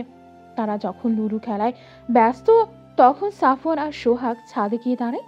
সাফওয়ান সোহাগকে জিজ্ঞেস করে, আপা, তুমি আমার চিলেকোটায় ভুলেও পা রাখো না। আজ কি মনে করে? সুহানারা বিয়ে করেছে বাবা। কবে বিয়ে? সামনের সপ্তাহে। মা খুব কান্নাকাটি করছে, বলছে তোকে না নিয়ে যেন বাড়ি না ফিরি। আমাদের একমাত্র ভাই তুই, ওর বিয়েতে তুই থাকবি না কিভাবে হয়? বাবা কি বলেছে? তার শেষ কথা ছিল, এখন কি আমার সাফনের পা ধরতে হবে আমার মেয়ের বিয়েতে আনার জন্য? বুঝলাম। কবে যাচ্ছি? কাল বিকেলের বাসে। ভাগ্যিস টিকিট কাটিনি, নয়তো আয়াতের জন্য টিকিট কাটতে সমস্যা হয়ে যেত। আয়া তো যাবে নাকি? ওকে কোথায় রেখে যাবি? বাবাকে হ্যান্ডেল করতে পারবে তো? সেটা আমি বুঝে নেব। এখন চল ওখানে গিয়ে দেখি কি করছে ওরা। সারা রাত লুডু আড্ডাতে কাটলো তাদের। কয়েক মুহূর্তের জন্য সকল চিন্তা যেন উবে গিয়েছিল আয়াতের। ছোটবেলা থেকে ঢাকা থেকে বের হয়নি সে। যখন খুলনা যাবার তাল উঠেছে, সেও এক পায়ে রাজি খুলনা যাবে। তাই সাফওয়ান শুধু ফাঁকতালে আয়াতকেই দেখছে। মুক্তোর মতো হাসিটা তির্যক তীরের মতো বুকে চেয়ে লাগছে। সাফওয়ানের মুগ্ধ চাহনি সোহাগের চোখ এড়াল না। পরদিন বিকেল 5:30। অফিস থেকে ছুটি নিয়ে আজ তাড়াতাড়ি বাসায় এসেছে। একটা ব্যাগ কিনে এসেছে আয়াতের জন্য, যাতে সেটাই আয়াতের জামা কাপড় গোছাতে পারে। আজাদ সাহেবকে বলে 4টার দিকে গাবতলের দিকে রওনা দেয় তারা। জ্যাম কম থাকায় 1.5 ঘন্টায় পৌঁছেও যায়। বিকেল 6টার বাস। সোহাগরা অনেক আগে এসে পড়েছে। বাসে উঠে প্রথম গোল লাগলো কিভাবে বসবে। সোহাগদের পুরো পরিবার যাচ্ছে, শ্বশুর শাশুড়ি, সোহাগের 2 দেবর, তাদের ওয়াইফ এবং বাচ্চারা। রবিনের বাসার সবাই জানে আয়াত সুহানার বান্ধবী। ভাগ্যক্রমে আয়াত আর সাফওয়ান পাশাপাশি বসত। সোহাগ যদিও বারবার আয়াতের পাশে বসতে চাইছিল, কিন্তু রবিন জিদ করায় সেটি আর হয়ে উঠল না। কেন জানে আজ বারংবার চাচ্ছিল যাতে আয়াতের পাশেই যেন সে বসতে পারে। আজকাল মেয়েটিকে বড্ড বেশি ভালো লাগতে শুরু করেছে। আগেও যে এমনটা হতো না তা নয়, কিন্তু আগে যতবার এই খেয়াল মাথায় এনেছে, ততবার বন্ধুত্বের দোহাই দিয়ে নিজের সুপ্ত আশাকে ধামাচাপা দিয়ে দিত। কিন্তু আজকাল বেহায়া মনটাকে নিয়ে যেন একদম পেরে উঠছে না। রাত 12টা। ফেরির জন্য দাঁড়িয়ে আছে বাসটি। বিগত 2 ঘন্টা লাইনে দাঁড়িয়ে আছে। এখনও সিরিয়াল পায়নি। এদিকে বাসের সবাই ঘুমে বিভোর। বাসের হালকা ঝাঁকুনিতে ঘুম ভেঙে গেল আয়াতের। একটা সুন্দর মিষ্টি গন্ধ নাকে এসে রাখছে। কানে কিছু বিট হবার শব্দ পাওয়া যাচ্ছে। চোখ পিট পিট করে তাকিয়ে দেখে সে সাফওয়ানের বুকের ওপর ঘাপটি মেরে ঘুমিয়ে রয়েছে। সাফওয়ানের হার্টবিটের শব্দ স্পষ্ট শুনছে। যখনই সাফওয়ানের কাছে আসে এই মাতাল করা মিষ্টি গন্ধটা সে পায়, হয়তো তার পারফিউমের গন্ধ। লোকটাকে কোনো কালে সহ্য হতো না আয়াতের, অথচ আজ এই লোকটাই বড্ড ভরসার জায়গা। এই লোকটা না থাকলে আজ কোথায় থাকতো কে জানে। আস্তে করে উঠে যেতে নিলে সাফওয়ানের ঘুম ভেঙে যায়। উদ্বিগ্ন হয়ে জিজ্ঞেস করে, কিছু লাগবে? হুম, তাহলে? ঘুম ভেঙে গেছে। ফেরিতে উঠবে হয়তো বাস। আর কতক্ষণ? সকালের মধ্যে পৌঁছে যাব। ও, ঘুমিয়ে পড়ো। হুম। বলেই চোখ বন্ধ করে নিল। বেশ কিছুক্ষণ পর ঘুমের সাগরে তলিয়ে পড়ল আয়াত। সকাল 11টা। সাফওয়ানের বাড়ির সামনে সবাই রীতিমতো মুখ হা হয়ে আছে আয়াতে। বিশাল বাংলো টাইপ দোতলা বাড়ি। খুলনার নামকরা চাল ব্যবসায়ী নিজামুদ্দিন চৌধুরীর ছেলে সাফওয়ান। আয়াতের হা করা মুখটি বন্ধ করে দিয়ে সাফওয়ান বলে, মুখ খোলা রাখলে মাছি ঢুকে যাবে। আপনি তো বলেছেন আপনার আর্থিক অবস্থা ভালো নয়, তাহলে এসব কি? আমি তো বলিনি আমার বাবার আর্থিক অবস্থা ভালো নয়, বলেছি আমার আর্থিক অবস্থা অতটা ভালো নয়। এসব বাবার আমার নয়। ভাগ্যিস আপনার সাথে বাবার কোনোদিন যোগাযোগ হয়নি, মাথায় করে রাখতো আপনাকে। তাই বুঝি? তাহলে শ্বশুর আব্বাকে বলে সত্যি সত্যি বিয়েটা সেরে নেই। বলেই টিপ্পনি কেটে ব্যাগ কাঁধে নিয়ে ভেতরের দিকে রওনা দিল সাফওয়ান। ভেতরে যেতে না যেতেই একটা মেয়ে দৌড়ে এসে সাফওয়ানকে জড়িয়ে ধরল। ঘটনার আকস্মিকতায় সবাই অবাক হয়ে গেল। মেয়েটি তখন সাফওয়ানকে ছেড়ে সামনে দাঁড়িয়ে বলে, ভেতরে যেতে না যেতে একটি মেয়ে দৌড়ে এসে সাফওয়ানকে জড়িয়ে ধরল। ঘটনার আকস্মিকতায় সবাই অবাক হয়ে গেল। মেয়েটি তখন সাফওয়ানকে ছেড়ে সামনে দাঁড়িয়ে বলে, তোমাকে কত মিস করেছি জানো, একটু যোগাযোগ করলে কি হতো। অন্না, তুই বড় হয়েছিস, এখন তুই আর বাচ্চা নেই, সবাই দেখতেছে। তো বিয়ে তো করলে তোমাকেই করব, তাই না? কে দেখছে তাতে আমার কিছুই যায় আসে না। তোর মতো মেয়েকে আমি বিয়ে করব কে বলেছে তোকে? মানে আমার মতো মেয়ে মানে? আমি না বাল্যবিবাহের পক্ষপাতী না। এখন ছাড় আমাকে, আর একবার ধারে কাছে আসবি তো দেখিস কি করি। বলেই অন্যার থেকে নিজেকে ছাড়িয়ে নেয় সাফওয়ান। মেয়েটা 1 নম্বরের চিপকো, সম্পর্কে তার ফুফাতো বোন। এখনো কলেজের গণ্ডি পার হয়নি, অথচ বিয়ের স্বপ্ন বুঝছে। অন্যার এমন সাফওয়ানের সাথে ঢলাঢলি আয়াতের বিরক্ত লাগছে।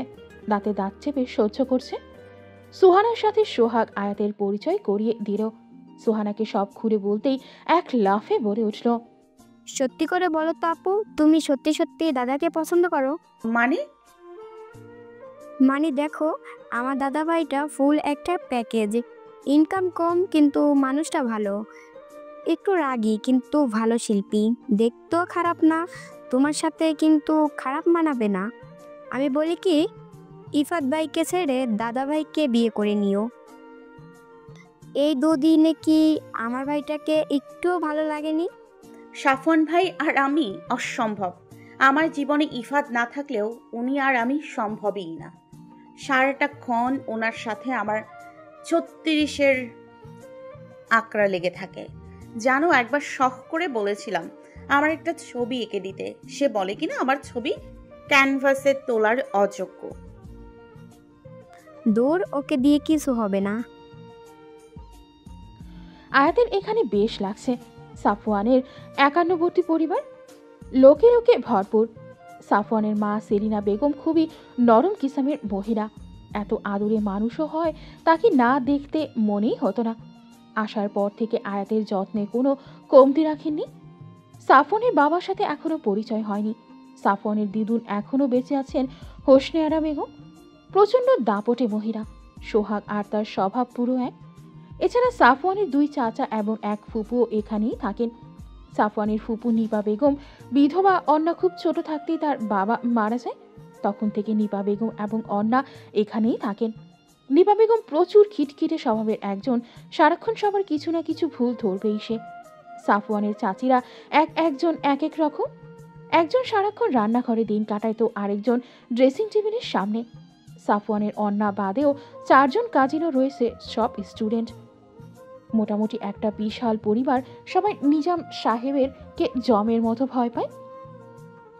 4 বছর আগে সাফওয়ানের গ্রাজুয়েশন যখন শেষের পথে, তখন নিজাম সাহেবের ইচ্ছা ছিল সাফওয়ান যাতে ব্যবসার হাল ধরে, কারণ বাড়ির সব ছেলেদের মধ্যে সাফওয়ানই বড়। কিন্তু সাফওয়ানের ইচ্ছে ছিল আর্টিস্ট হওয়া।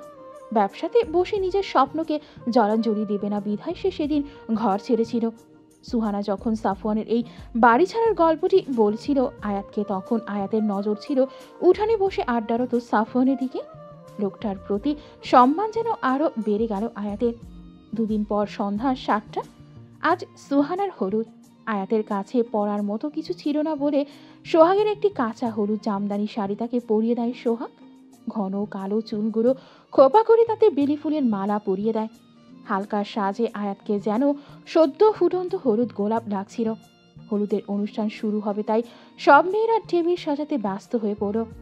সেলিনা বেগমের হাতে যে অনেক কাজ, এখনো ফলের ডালা সামনে যায়নি।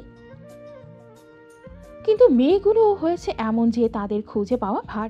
অগত্যার সামনে আয়াতকে পাওয়ার আয়াতের হাতে ফলের ডালা দিয়ে বললেন, মা, এটা একটু স্টেজে রেখে আয় তো। আচ্ছা আন্টি। এরপর আমার সাথে এসে একটু হলুদ ডালাটাও নিতে হবে। দেখ না, সবগুলো সাজতে বসেছে, যেন মিস ওয়ার্ল্ডের প্রতিযোগিতায় যাবে। তোকে মাশাআল্লাহ কি সুন্দর লাগছে না? তুই আমাকে একটু সাহায্য কর মা, আর বেশি সময় নেই। আচ্ছা আন্টি, তুমি টেনশন করো না। বলেই ফলের ডালা হাতে নিয়ে নিল আয়াত। বলে তো দিয়েছে ডালা নিয়ে যাবে, কিন্তু এত ভারী ডালা তার একার পক্ষে নেওয়া অসম্ভব। খুব কষ্টে স্টেজ অবধি নিতে নিতেই যখন ডালা পড়া পড়া ভাব, অমনি কেউ একজন এসে ডালাটি ধরে নেয়। সেই পরিচিত মিষ্টি গন্ধ। মানুষটি আর কেউ না, সাফওয়ান। হলুদ পাঞ্জাবি, কালো মুজিব কোটে আর সাদা চুড়িদারে তাকে বেশ মানিয়েছে। হাতে কালো ঘড়ি, চুলগুলো কপাল ঢেকে দিয়েছে। যে কোনো মেয়েকে ফ্লার্ট করার ক্ষমতা রাখে সে। আয়াতের হাত থেকে ডালা নিয়ে নিজেই রেখে দেয় স্টেজের টেবিলে। পর মুহূর্তে বলে, যা পারো না শুধু শুধু ভাব নিয়ে সেটা করার কি আছে? আমি তো তাও কাজ করার চেষ্টা তো করছি। আপনার হবু বউ, অন্যার মতো আটা ময়দা সুজি ঘষাঘষি তো করছি না। এই মুখে মুখে তর্ক করবা না। কোথায় হেল্প করেছি ধন্যবাদ দিবে তা নয়। বেশ করেছি। কিসের হেল্প বলুন তো? সারাক্ষণ ঠেস দিয়ে কথা বললে সেটাকে হেল্প বলে না। আর যাই বলুন, তুমি আস্ত একটা ঝগড়ুটে। এখন আমি তো ঝগড়ুটে হবই। আসলে কি বলুন তো, আপনার অন্না আছে না? এই কি অন্যান্য লাগিয়েছ? ও আমার ফুপাতো বোন। তাই বুঝি ন্যাকা। বলেই সেখান থেকে চলে যায় আয়াত। ইচ্ছে করে সাফওয়ানের সাথে বাঁধালো সে। আসার পর থেকে একবারও আয়াতের খোঁজ নেয়নি সে। ওপর থেকে যখন তার সাথে কথা বলতে গিয়েছে, আয়াত পেছনে লেগেই ছিল। আর সাফওয়ান তাকে প্রশ্রয় দিয়ে গেছে। যদি তার অন্যার প্রতি দরদি না থাকে, তবে কেন কিছু বলছে না মেয়েটিকে? মনে মনে হাজারো বকাছকা করেই যাচ্ছে সাফওয়ানকে। রান্নাঘর থেকে হলুদের ডালাটা নিয়ে না দেখে আপন মনে হাঁটতে হাঁটতে কখন যে নিপা বেগমের সাথে ধাক্কা লেগে যায় সেদিকে খেয়ালই নেই আয়াতে। এদিকে ধাক্কা খেয়ে তার হাতে থাকা হলুদের ডালা নিচে পড়ে যায়। সব হলুদ নিচে পড়ে একাকার হয়ে যায়, সাথে নিপা বেগমের শাড়িতেও খানিকটা হলুদ পড়ে। এমনিই নিপা বেগমের মেজাজ তিরিক্ষি থাকে, ওপরে ওনার শাড়ি নষ্ট হয়ে যাওয়ায় আরও মেজাজ বিগড়ে যায় তার। ফুসফুস করে বলে ওঠে, এই মেয়ে কানা নাকি? দেখে চলতে পারো না? সরি আন্টি, আমি সত্যিই দেখিনি। তোমার জন্য আমার শাড়ি তো নষ্ট হলোই, সাথে সব হলুদও নষ্ট হয়ে একাকার অবস্থা। এই মেয়ে, তোমার জন্য এখন আমার ভাতিজির হলুদটা লন্ডফন্ড হয়ে যাবে। অলক্ষণে মেয়ে। আন্টি, আমি এখনই হলুদের ব্যবস্থা করতে বলছি। হ্যাঁ নিপা, সামান্য হলুদেই তো, আরও হলুদ আছে রান্নাঘরে। তুমি ড্রেস বদলে নাও, শুধু শুধু সিন বানিও না। হলুদ শুরু হবে। আয়াত, তুমি আমার সাথে এসো মা। কি বললেন ভাবি? সামান্য হলুদ? এই মেয়ের জন্য আমার এত সুন্দর শাড়িটা নষ্ট হয়ে গেল। তার বেলায় তুমি এই মেয়েটার দোষ দেখছো না? একটা বাহিরের মেয়ের সামনে আমাকে বলছো আমি সিন বানাচ্ছি। আন্টি, দোষ আমি করেছি, ক্ষমাও চাচ্ছি। তাহলে কেন অহেতুক আন্টিকে কথা শোনাচ্ছেন? মুখে মুখে তর্ক করে যাচ্ছ। এই শিক্ষা দিয়েছে তোমার বাবা মা? এই শিক্ষা দিয়েছে? বাবা মা তুলে কথা বলার পর আয়াত আর নিজেকে আটকে রাখতে পারলো না। যেই কিছু একটা বলতে যাবে অমনি পাশ থেকে সাফওয়ান বলে উঠল, ফুপি, আয়াতের মা বাবা তাকে শিক্ষা দিয়েছে বিধায় সে এতক্ষণ নিজের দোষ না থাকা সত্ত্বেও তোমার কাছে ক্ষমা চেয়ে গেছে। একে তো ওর হাতে হলুদের ডালা ছিল, তবু তুমি ওর সামনে দিয়ে হাঁটছিলে। ও যদি না দেখে থাকে, তুমিও কিন্তু ওকে দেখোনি, তাহলে ওর যদি দোষ থাকে তবে তোমারও আছে। আর আজ সোহানার হলুদ জেনেও তুমি সিন ক্রিয়েট করছো। মা এটা তোমাকে বলার পর তুমি উল্টো মাকে কথা শোনাচ্ছ, তাহলে বেশি দোষটা কার বলো? আজকাল বাহিরের মেয়ের জন্য আমাকে তোরা কথা শোনাচ্ছিস? বেশ, আমি থাকবই না এই হলুদে। বলেই নিপা বেগম যেতে লাগলো। নিজাম সাহেব সেখানে উপস্থিত হয়। নিজাম সাহেবকে সবাই জমের মতো ভয় পায়।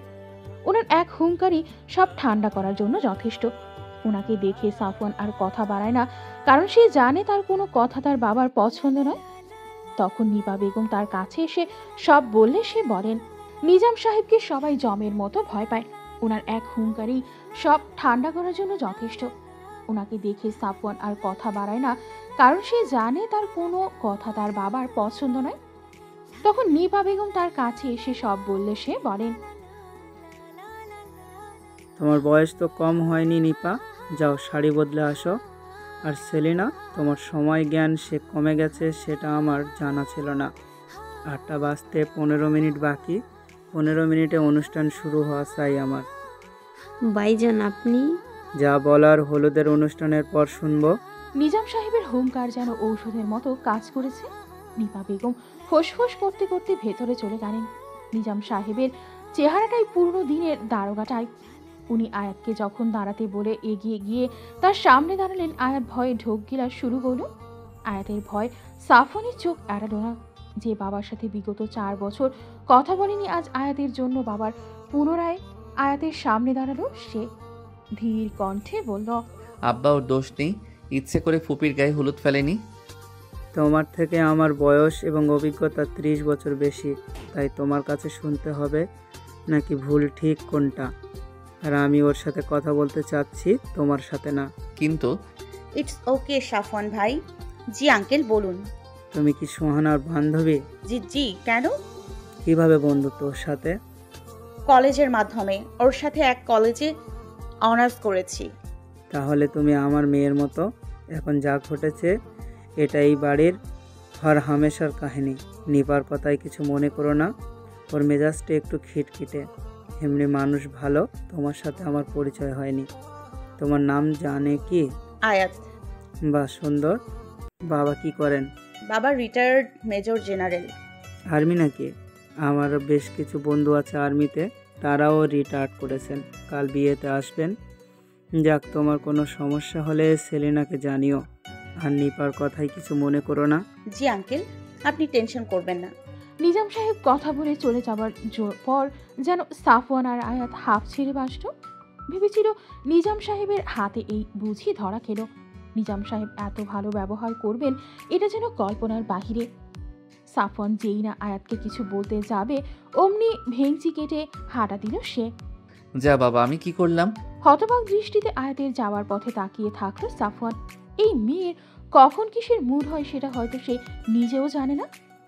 রাত 3টা। অনুষ্ঠান শেষ হতে হতে রাত 12টার ওপর বেজে গিয়েছিল। তারপর সব গোছাতে 1:30 বেজে গেছে। তাই সে যেখানে জায়গা পেয়েছে ঘুমিয়ে পড়েছে। খুব ক্লান্ত লাগছে আয়াতের, মেজাজটাও ভীষণ খারাপ। অন্না মেয়েটা সাফওয়ানের পেছনই ছাড়েনি, সারাক্ষণ চুইংগামের মতো লেগেছিল। সাফওয়ানেরও দোষ ছিল, এত সাজের ঘটার কি ছিল? ধুর, এখন ঘুমানো দরকার, কিন্তু প্রশ্ন হচ্ছে ঘুমাবে কোথায়? সোহাগ আপু বলল সোহানার রুমে যেতে, কিন্তু সোহানার রুমে শ্বাস ফেলবার জায়গাটুকু নেই এখন।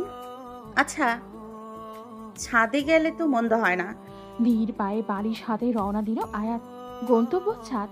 সাফওয়ানদের ছাদটি বেশ বড়, মাজা অব্দি রেলিং, একপাশে ফুলের টবের শাড়ি, গোলাপের গন্ধে মম করছে ছাদটি। অন্য পাশে বিশাল দোলনা। দোলনায় বালিশটা রেখে রেলিংয়ের দিকে চলে যায় সে। বুক ভরে নিঃশ্বাস নিতে ইচ্ছে হচ্ছে তার। গাড়ি ঘোড়ার কৃত্রিম শহরে পাওয়া গেলেও এই মুক্ত বাতাসটা পাওয়া যায় না। নীরবতার আকাশটা আজ জ্যোৎস্নায় আলোকিত। তুমি এখানে কি করছো? হুট করে কারোর কথা শুনে আটকে উঠল আয়াত। বাড়ির প্রতিটা জীব ঘুমন্ত। এই মাঝরাতে কারোর ছাদে আসার কথা না। পেছন ফিরে যেন বুঝে ঢেউ খেলে গেল আয়াতের। চাঁদের আলোতে তুলি হাতে পুরুষটিকে ঠিক যেন গ্রিক দেবতা জিউসের ন্যায় লাগছে। এত সুন্দর পুরুষ হয় বুঝি? সাদা পাঞ্জাবি, তাতে রঙে লেগে আছে। চুলগুলো বাতাসের উন্মাদনায় দোল খাচ্ছে। সামনে দাঁড়ানো পুরুষটি যে তার কেউ নয়, সে যে সাফওয়ান। লোকটার প্রতিটি কাজ আজকাল উন্মাদনার পরশ দিচ্ছে আয়াতকে। আয়াতকে হাবলার মতো হা করে তাকিয়ে থাকতে দেখে খানিকটা অস্বস্তির মাঝে পড়ে যায় সাফওয়ান। তুলি দিয়ে তাকে পুনরায় জিজ্ঞেস করে, এত রাতে এখানে কি করছো? হ্যাঁ। কি হ্যাঁ? ঘুমাওনি কেন? ও। এবার কাছে যেয়ে ঝাঁকিয়ে জিজ্ঞেস করে, এই মেয়ে নেশা করছো নাকি? হ্যাঁ।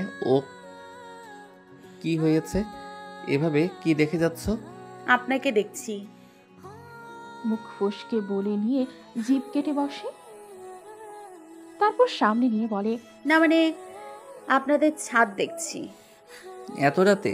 তো কি করব, আপনার বউ অন্না বারবার গায়ে পা তুলে আমার ঘুম ভেঙে দিয়েছে, তাই ছাদে এসেছি। আপনি কি করছেন শুনি? আমার রুমের সব মামারা ঘুমাচ্ছে, তাই ছাদে এসেছি কাজ করতে। ছবি আঁকছিলেন বুঝি? না, তুলি হাতে মাটি খুঁড়ছিলাম। এভাবে বলেন কেন? সোজা প্রশ্নে সোজা উত্তর দিলে কি হয় আপনার? সকালে উঠে যদি তোমাকে আর আমাকে একসাথে এখানে দেখে, বুঝতেছো কি হবে? আমি ভোরে চলে যাব। আহারে, কি ভোরে ওঠা মানুষ আমার। তাহলে আপনি চলে যাবেন। কি বুদ্ধি! I know. আচ্ছা, কি আঁকছিলেন? দেখানো যাবে না, সিক্রেট। ও সাফওয়ান ভাই, দেখান না। উফ, জিদ করো না, এখনো কমপ্লিট হয়নি। কমপ্লিট হলে তোমাকে প্রথম দেখাবো। সত্যি তো? প্রমিস? প্রমিস। বলে আয়াতকে কোনো মতে সামাল দিল সাফওয়ান। আয়াতও আর জিদ না করে যে দোলনায় গিয়ে বসল। পেন্টিংটা ডালা দিয়ে হাত ধুয়ে আয়াতের পাশে গিয়ে বসে সে। সাফওয়ান ভাই, ভালোবাসায় বিশ্বাস ভাঙার কষ্টটা খুব দুঃসহনীয়। আচ্ছা, আপনি কোনোদিন কাউকে ভালোবাসেননি? উদাস চিত্তে শান্ত গলায় প্রশ্ন ছুড়ে দেয় আয়াত। হঠাৎ আজ এই প্রশ্ন? এমনি শুনেছি কষ্ট না পেলে শিল্পী হওয়া যায় না। কথাটার যথার্থতা পরীক্ষার বৃথা চেষ্টা বলতে পারেন। আমি ভালো শিল্পী নই, এবার বুঝে নাও। আমি বাড়ি ফিরে যাব সাফওয়ান ভাই। হঠাৎ? ইফাত কথা রাখেনি, তাই বলে দেউলিয়ার ঘোড়ার মানে হয় না। বাবা মারবেন, বকবেন, মেনে নিব। বাবা হয়তো এখন রেগে আছেন, হয়তো থাকবেন, কিন্তু দোষ তো আমার, তাই না? আমি যদি নিজের দোষ মেনে ক্ষমা চেয়ে নিই, আমার মনে হয় উনি ক্ষমা করে দেবেন। যাক, ঘটে সুবুদ্ধির উদয় হয়েছে। বেশ, আর তো 3 দিন, এরপর তোমাকে বাসায় দিয়ে আসবো তাহলে। Thank you. আপনার কাছে সারা জীবন কৃতজ্ঞ থাকব। এই 6 দিন আমার জীবনের শ্রেষ্ঠ 6 দিন। এই 6টা দিন না, এই 6টা দিন না থাকলে আপনাকে হয়তো সারা জীবন অসহ্যের কাতারি রাখতাম। তাই বুঝি? আমাকে এত অসহ্য লাগতো তোমার? তাই নয় কি? আপনি বলেন, এই 4 বছর আপনার সাথে আমার পরিচয় একবার ভালো ব্যবহার করেছেন? অন্যার সাথে এর চেয়ে মিষ্টি করে কথা বলেন আপনি? হিংসা হচ্ছে বুঝি? বয়ে গেছে। খুনসুটিতে কখন যে সকাল হয়ে গেছে টের পায়নি তারা। ভোরের প্রথম কিরণে মুগ্ধ নয়নে আয়াতের দিকে তাকিয়ে আছে সাফওয়ান। এতটা স্নিগ্ধ মেয়েটাকে সারা জীবন নিজের কাছে রেখে দিতে ইচ্ছে করছে। আয়াত উঠে নিজের দিকে চলে যাওয়ার সময় পিছু ডাকে সাফওয়ান। শান্ত স্বরে জিজ্ঞেস করে, তুমি কি এখনো ইফাদের জন্য অপেক্ষায় আছো? জানি না, আজকাল তার আনাগোনা আমার হৃদয়ে বন্ধ হয়ে গেছে। তাকে নিয়ে কোনো স্বপ্ন বুনে না ভাবনারা। হয়তো অপেক্ষার প্রহর আর গুনতে চায় না বেহায়া মনটা। যদি কেউ নতুন করে বন্ধ হৃদয় দরজায় করা নাড়ে তবে? এবার অন্ধ হয়ে দরজা খুলব না, কাঠখড় পোড়াতে হবে কিন্তু। তাহলে করা নাড়ার সুযোগ দিচ্ছ? বাবার হৃদয়ের দরজায় করাটা আগে নাড়তে হবে। বাবা দরজা খুলে আমন্ত্রণ জানালে আমার কোনো সে নেই। যা যা, একটু বন্ধুরা চান্স নিত তাও হবে না? থাকেন, আমি যাই। বলেই রুমের দিকে হাঁটা দিল আয়াত। আর তার যাওয়ার পানে এক দৃষ্টিতে তাকিয়ে আছে সাফওয়ান। 2 দিন পর আজ সোহানার বিয়ে। কমিউনিটি সেন্টারে বিয়েটা হবে। সাফওয়ানের অন্যান্য কাজিনদের সাথে আয়াত লাইনে দাঁড়িয়েছে বরের ঘের ধরতে। নিজাম সাহেব প্রচুর নামি দামি লোকদের একজন, বিধায় আত্মীয়র এবং গেস্টের অভাব নেই। সবাইকে গোলাপ জলের ছিটা দিয়ে বরণ করছে আয়াতরা। হুট করে একজন গেস্টের দিকে গোলাপ জল ছিটাতেই হাত আটকে গেল তার। গেস্টটিও আয়াতকে নিপুণ সূক্ষ্ম দৃষ্টিতে পর্যবেক্ষণ করে যাচ্ছে। আয়াতের চোখে পানি ছলছল করছে। এভাবে তার সাথে দেখা হবে এ যেন মানতে পারেনি সে। মনের অজান্তেই মুখ ফসকে বেরিয়ে গেল আয়াতের। বাবা, বাবা, মনের অজান্তেই মুখ ফসকে বেরিয়ে গেল আয়াতের। তুমি এখানে? রামিম সাহেব কড়া নজরে তার দিকে তাকিয়ে রয়েছে। তার চোখে কৌতূহলের ছাপ ফুটে উঠেছে। এত মেহমানের মাঝে নিজের রাগও প্রকাশ করতে পারছেন না। শারমিন বেগম দৌড়ে এসে মেয়েকে জড়িয়ে ধরেন। 1 সপ্তাহ মেয়েকে না দেখে অস্থির মনটা আজ শান্ত করছেন। আয়াত মাকে কাছে পেয়ে পাগলের মতো কাঁদছেন। মা মেয়ের এমন মিলন সবার চোখ এড়ল না। সাফওয়ানদের পরিবারের লোকেরা কৌতূহলী দৃষ্টিতে তাকিয়ে আছে, কিন্তু অনুষ্ঠান বিধায় কোনো প্রশ্ন করার সুযোগ পাচ্ছেন না। রামিম সাহেব উত্তেজিত হয়ে জিজ্ঞেস করেন, তুমি এখানে কি করছো? আমি তো ভেবেছিলাম তুমি ওই লাফাঙ্গার সাথে পালিয়ে আমার মুখে চুনকালি মেখে দিয়ে বিয়ে ঠিকই করে ফেলছো, কিন্তু এখানে তোমাকে দেখবো আশা করিনি। তা তোমার ওই গুণধর বয়ফ্রেন্ড কামনা হাজবেন্ড? আয়াতের মুখে যেন তালা পড়ে গেল। কি বলবে বুঝেই পাচ্ছিল না।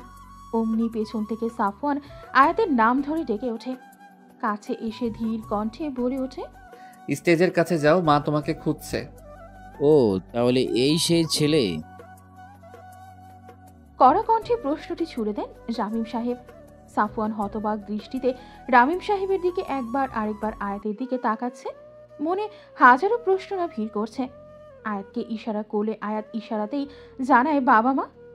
সাফওয়ান পারলে সেখান থেকে দৌড় মারে, কিন্তু আয়াতের মুখের দিকে তাকিয়ে ওখানেই দাঁড়িয়ে থাকে।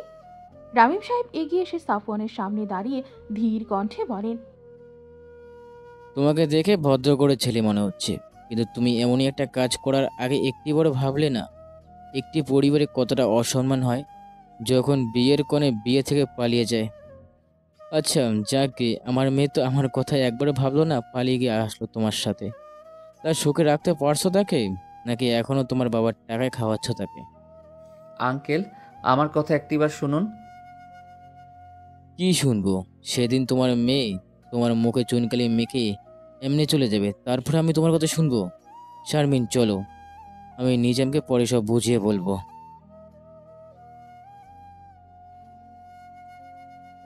রামিম সাহেবের চোখ ছলছল করছে। শারমিন বেগমের হাত ধরে বেরিয়ে যাচ্ছিলেন, তখন নিজাম সাহেবের মুখোমুখি হন তিনি। সাফওয়ানের যা ভয় ছিল সেটাই হয়েছিল। একে তার কোনো কথা রামিম সাহেব শুনতে রাজি নন, ওপরে তিনি নিজাম সাহেবের বন্ধু মহলের একজন। যদি নিজাম সাহেবের কানে একবার যায় যে সে তার বন্ধুর মেয়েকে নিয়ে পালিয়েছে, খুব বড় ঝামেলা হয়ে যাবে। ওপরে রামিম সাহেব ভাবছেন সাফওয়ানই সে যার জন্য তার মেয়ে পালিয়েছে। কপালে ঘাম জমতে শুরু হয়েছে তার। এখন কি করবে তার জানা নেই। আয়াতের দিকে তাকালে দেখতে পায় তার চোখে অশ্রুরা ভিড় করেছে। ছলছল নয়নে দাঁড়িয়ে আছে সে। সাফওয়ান শিওর সে সামনের আসন্ন বিপদকে দেখতে পাচ্ছে না। একটা বড় নিঃশ্বাস ফেলে আয়াতের হাত নিজের হাতের মুঠোতে নিল সে। যা হয়ে যাক, এই মেয়েটাকে আর কষ্ট পেতে দিবে না সে। রাত 12টা। বসার রুমে মুখ শক্ত করে বসে আছেন নিজাম সাহেব। অন্য সোফায় রামিম সাহেব এবং শারমিন বেগম বসা। সেলিনা বেগম একেই মেয়েকে বিদায় দিয়ে দুঃখের ভেতরে আছেন। এক কোনায় সাফওয়ান আয়াতের হাত নিজ হাতে মুঠো করে দাঁড়িয়ে আছে। রামিম সাহেব যখন নিজাম সাহেবকে সব খুলে বলেন, তখন অনুষ্ঠানের খাতিরে ওই মুহূর্তে তিনি মৌনতা বজায় রাখেন। আর রামিম সাহেবের কাছে অনুরোধ করেন যাতে তিনি আজ রাত এখানেই থাকেন। ব্যাপারটার খোলাসা না হওয়া অবধি রামিম সাহেবের যাওয়াটা ঠিক দেখাবে না। আয়াতের মাঝে রামিম সাহেব এবং শারমিন বেগমের সাথে হাজারো বার কথা বলার চেষ্টা করে, কিন্তু ফলাফল শূন্য। নিজাম সাহেব এবার একটু নড়ে চড়ে বসে সাফওয়ানকে জিজ্ঞেস করে, তুমি কি এই মেয়েকে পার্লার থেকে নিয়ে পালিয়েছিলে? জি বাবা। তোমরা কি বিয়ে করেছো? বাবা, আগে আমাদের পুরো কথাটা শুনেন। বিয়ে করেছো কি না? না। অথচ একসাথেই থাকতে। জি। ছি, এই শিক্ষা আমি তোমাকে দিয়েছি। ঢাকায় যে এই উন্নতি হয়েছে তোমার। আঙ্কেল, সাফওয়ান ভাইয়ের দোষ নেই। ওর সাথে আমি পালিয়েছি, কিন্তু ও আমার সাথে পালায়নি। এই মেয়ে, তুমি চুপ থাকো। আমি আমার ছেলের সাথে কথা বলছি। আর কি আবল তাবল বলছো তুমি? আপনি আমার উপর চিল্লান। ওকে বকছেন কেন? ও কি করেছে? তুমি একে দোষ করেছো, উপরে সাপাই গাচ্ছ। রামিম সাহেব নিজাম সাহেবকে শান্ত করতে বললেন, শান্ত হ। তোর ছেলের প্রতি আমার কোনো আপত্তি ছিল না, শুধু বেকার বোধহয়। কে বেকার? আমার ব্যবসায় যোগ দিবে না বলে ঘর ছেড়েছে 4 বছর। আর্টিস্ট হবে, সামান্য একটা চাকরি করে ঢাকায়, আর আর্ট করে ছবি বেচে খায়। তাহলে আয়ান যে বলতো সে কাজকর্ম করে না? হয়তো এসব আমার মতো তারও চোখে কাজের পর্যায়ে পড়েনি। তাহলে তো কথাই নেই। দেখো, ওরা একে অপরকে যেহেতু ভালোবাসে, একসাথে 1 সপ্তাহ আছে, তাই ওদের বিয়েটা করে দেওয়াটাই বেটার। রামিম সাহেবের 360 ডিগ্রি অ্যাঙ্গেলের পোল্ট্রি আয়াত এবং সাফওয়ানের বজ্রপাত ঘটালো। নিজাম সাহেব আমতা আমতা করে বললেন, কিন্তু তোর তোকে অপছন্দ ছিল, এখন নেই। আমার মেয়েকে ভালোবাসে, আর কি চাই আমার? দুই পরিবারের সম্মানের ব্যাপারে ঠিক আছে, তাহলে সামনের শুক্রবার ওদের বিয়ের আয়োজন করি। এত দ্রুত? আমি তো আরে একটা বিয়ের লোকজন তো আছে, আর তুইও তো লোকজন ডেকে নে, পরে ঢাকায় আবার অনুষ্ঠান করে নিস। সাফওয়ান তাদের গাড়ি থামাতে বাধা সাধলেও লাভের লাভ কিছুই হয় না। এখন সব উপরওয়ালার উপর ছেড়ে দেওয়া ছাড়া কোনো উপায় নেই। রামিম সাহেব আয়াতের মাথায় হাত বুলিয়ে তাকে আদর করলেন, পরে সাফওয়ানকে জড়িয়ে ধরলেন। দুই পরিবার বিয়ের কথায় খুব খুশি। আয়াতের নিজের চুল ছিঁড়তে মন চাইছে কেন সাফওয়ানের সাথে বডিগার্ডদের সামনে পালাতে হলো। আর এখন যদি তারা বলে কাহিনী আসলে ঠিক তার উল্টো, তাহলে ঝামেলা বাড়বে বই কমবে না। রাত 3:30। ছাদে এক মাথা হাতে অপর মাথা পায়চারি করে যাচ্ছে আয়াত। সাফওয়ানের আসার কথা, অথচ সে এখনো আসছে না। ইচ্ছে করছে ছাদ থেকে লাফ দিতে।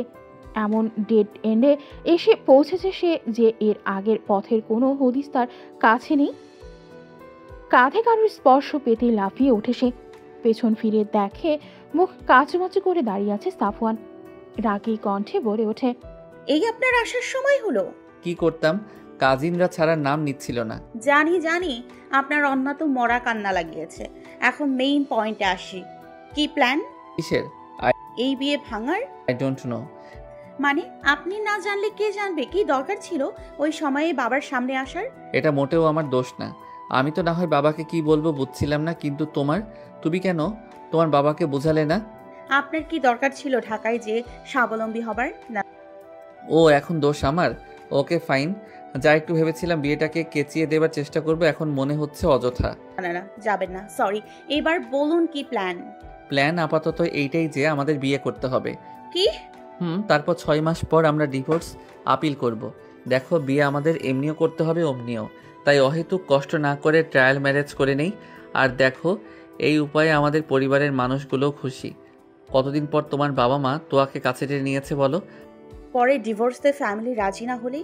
আরে 6 মাস বহুত সময়, কিছু একটা প্ল্যান করে নিব। নো টেনশন, বিয়েতে চিল করো। এটাই এখন সবচেয়ে বড় টেনশন। আপনার ফুপু পারলে আমাকে চিবিয়ে খায়, আর অন্যাও তো বিয়ের দিন না বিষ খাইয়ে দেয়। উফ। আয়াত, সত্যি সত্যি বিয়েটা করলে কি খুব খারাপ হবে?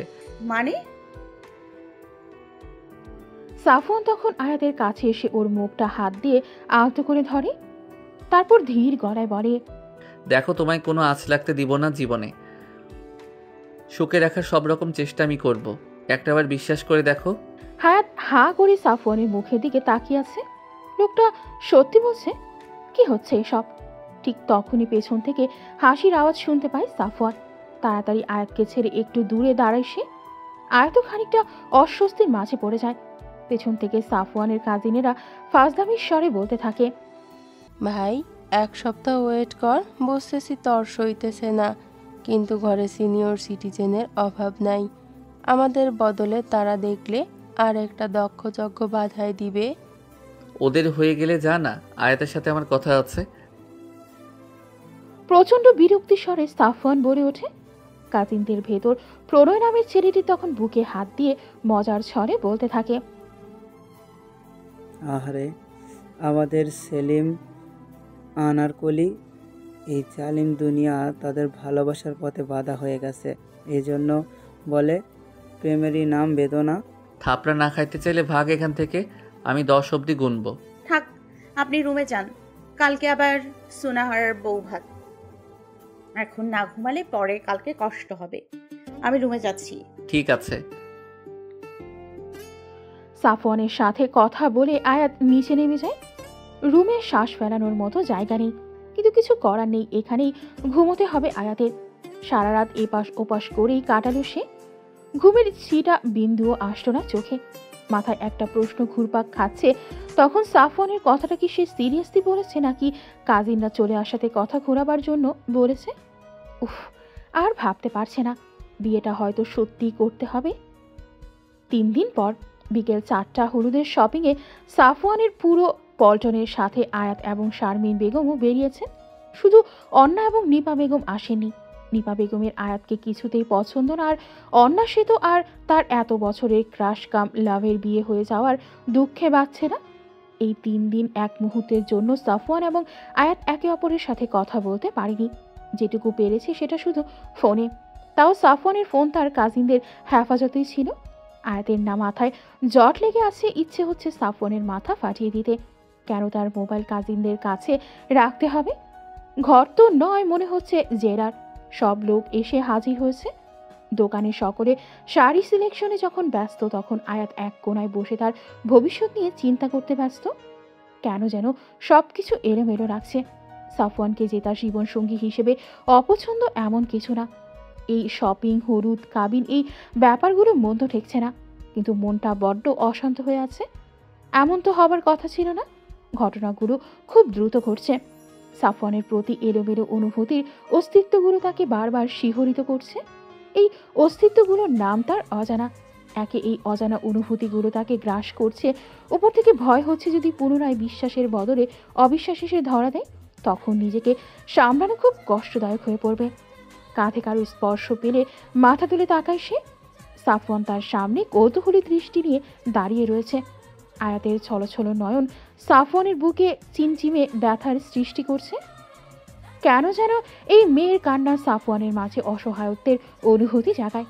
কিছুতেই নিজেকে ঠিক রাখতে পারে না। তখন কিছু বলতে যাবে তার আগেই সেলিনা বেগম আয়াতকে ডেকে ওঠে। শাড়ির সিলেকশনের জন্য তার মতামত যে দরকার। বেশ কিছু শাড়ি একের পর এক তার উপর ট্রায়াল করিয়ে শেষমেশ একটা কাঁচা হলুদ শাড়ি সিলেক্ট করা হয় হলুদের জন্য। এবার বিয়ের শাড়ি পালা। ভারী ভারী কাতান, বেনারসি একত্র করা হয়েছে। আয়াতের ধৈর্যের বাঁধ ভাঙতে লেগেছে। এমনি ভারী কিছু তার ভালো লাগে না, ওপর থেকে এখানে আরদ লাগিয়েছে জমকালো শাড়ি। তখন একাতি সিম্পল লাল টকটকে শাড়ির ওপর মিহি কাজের একটি শাড়ি এগিয়ে দিল।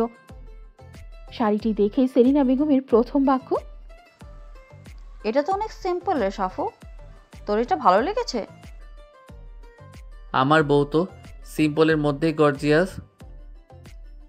আর ওজন দেখছো, তুলোর সাইজের একরত্তি মেয়ে এই ভারী শাড়ির নিচে ভেটকে পড়ে থাকবে। আমার তখন বউ শাড়িতে খোঁজা লাগবে। এটাই ঠিক আছে। আয়াত, এটা পরে আসো তো। মনে মনে বেশ শান্তি লাগছে আয়াতের। শাড়িটি আয়াতেরও বেশ ভালো লেগেছিল, কিন্তু মুরব্বীদের সামনে হবু বউ পক পক করবে, ঠিক মানাবে না। আয়াত যখন শাড়িটি পরে সামনে আসে, মুখ যেন হা হয়ে যায় সবার। উজ্জ্বল লাল রঙে মেয়েটিকে অপ্সরার চেয়ে কম লাগছে না। গায়ের রঙের সাথে রংটি মিশে আছে। এত সাধারণ শাড়িও যে কাউকে এতটা সুন্দরী করে তুলতে পারে, তা আয়াতকে না দেখলে বোঝার উপায় ছিল না। সাফওয়ানের চোখ আয়াতের মধ্যে আটকে গেছে। শাড়িটাকে আয়াতকে মানাবে এটা তার কল্পনায় ছিল, কিন্তু এতটা অপরূপ লাগবে এটা কল্পনার বাহিরে ছিল। যেন ফুটন্ত লাল গোলাপ তার সামনে দাঁড়ানো। সবার মিটিমিটি হাসি আর খোঁচার জন্য তাড়াতাড়ি চোখ সরিয়ে নিল সে। এখনো হার্টবিট বেড়েই রয়েছে তার। সাফওয়ানের চোখে আয়াতের প্রতি অনুভূতিগুলো একজন মানুষের সূক্ষ্ম চোখ এড়ালো না। রাত 10টা। খাবারের পরে ছাদের কোণায় দাঁড়িয়ে আছে সাফওয়ান। পরিস্থিতির শিকার হয়ে বিয়ে তো করছে, কিন্তু ইফাদ নামক বাধাটা এখনো রয়ে গেছে। ইফাদের ফোন অফ, যোগাযোগের উপায় পাচ্ছে না। বন্ধুদের জানিয়ে দিয়েছে যাতে ইফাদের খোঁজ পেলে তাকে জানানো হয়। এত দ্রুত এত কিছু হচ্ছে, আয়াতের ওপর কতটা মানসিক চাপ পড়েছে সেটা সাফওয়ানের অজানা নয়। ছাদের কোণায় দাঁড়িয়ে হাজারো প্রশ্নের উত্তর খুঁজতে ব্যস্ত, তখন পেছনে কারোর উপস্থিতি অনুভব করে সে। পেছন ফিরতেই দেখে রবিন দাঁড়িয়ে রয়েছে তার সামনে। মুচকি হেসে প্রশ্ন করল, কিছু বলবেন দুলাভাই? পরশু তো শালা মশাইয়ের হলো 3 দিন বাদে বিয়ে, আয়ানকে বলছো কতটা ভালোবাসে? ভালোবাসা মানে কি যে যা তা বলছেন দুলাভাই, এটা পরিস্থিতির টানাপোড়েনের কারণে করতে বাধ্য হচ্ছে। আসলে কি তাই শালা মশাই? বুকে হাত দিয়ে বলতে পারবেন তুমি একটু করে ভালোবাসো না আয়ানকে? চোখ বন্ধ করলে মেয়েটার তোমার ভাবনা বিচরণ করে না? মেয়েটার চোখের পানি কি তোমাকে একটুকুও বিচলিত করে না? এটা স্বাভাবিক নয় দুলাভাই। মেয়েটা আমাকে ভরসা করে, ওর ভালো মন্দের খবর রাখাটা আমার দায়িত্ব। সত্যি কি তাই? আচ্ছা, এটা কেন মনে হচ্ছে তুমি তাকে ভালোবাসো না? কারণ 1 বা 2 সপ্তাহ একসাথে থাকলে কারোর প্রতি মায়া জন্মাতে পারে, ভালোবাসা নয়। It's just infatuation. কথাগুলো চুপচাপ সাফওয়ান শুনছিল। রবিনকে এজন্য সাফওয়ানের খুব বেশি ভালো লাগে, কারণ সঠিক সময়ে সঠিক উপদেশ দেওয়াটা লোকটির বড় গুণ। আয়াত নামক নারীটি সাফওয়ানের প্রতিটি চিন্তায় বিচরণ করে। তার হাসি, ছেলে মানুষই সাফওয়ানকে আনন্দ দেয়। সারাক্ষণ মেয়েটির আশেপাশে থাকলে মানসিক প্রশান্তি লাগে। মনে হয় যেন অপূর্ণ হৃদয় পূর্ণতা পাচ্ছে। তার চোখের পানি সাফওয়ানের ভেতরে রক্তক্ষরণ করতে সক্ষম। এই অনুভূতিগুলো কি শুধুই মায়া? মনের এই এলোমেলো ভাবনাগুলোকে সাজাতে পারছে না সাফওয়ান। এখন মনকে শান্ত করতে হলে একটি ঔষধ আছে, তা হলো পেইন্টিং। নিজের এলোমেলো চিন্তাগুলো কাগজে তুলতে পারলে হয়তো মন শান্ত হবে। অপরদিকে সুহানার রুমের বারান্দায় দাঁড়িয়ে রয়েছে আয়াত।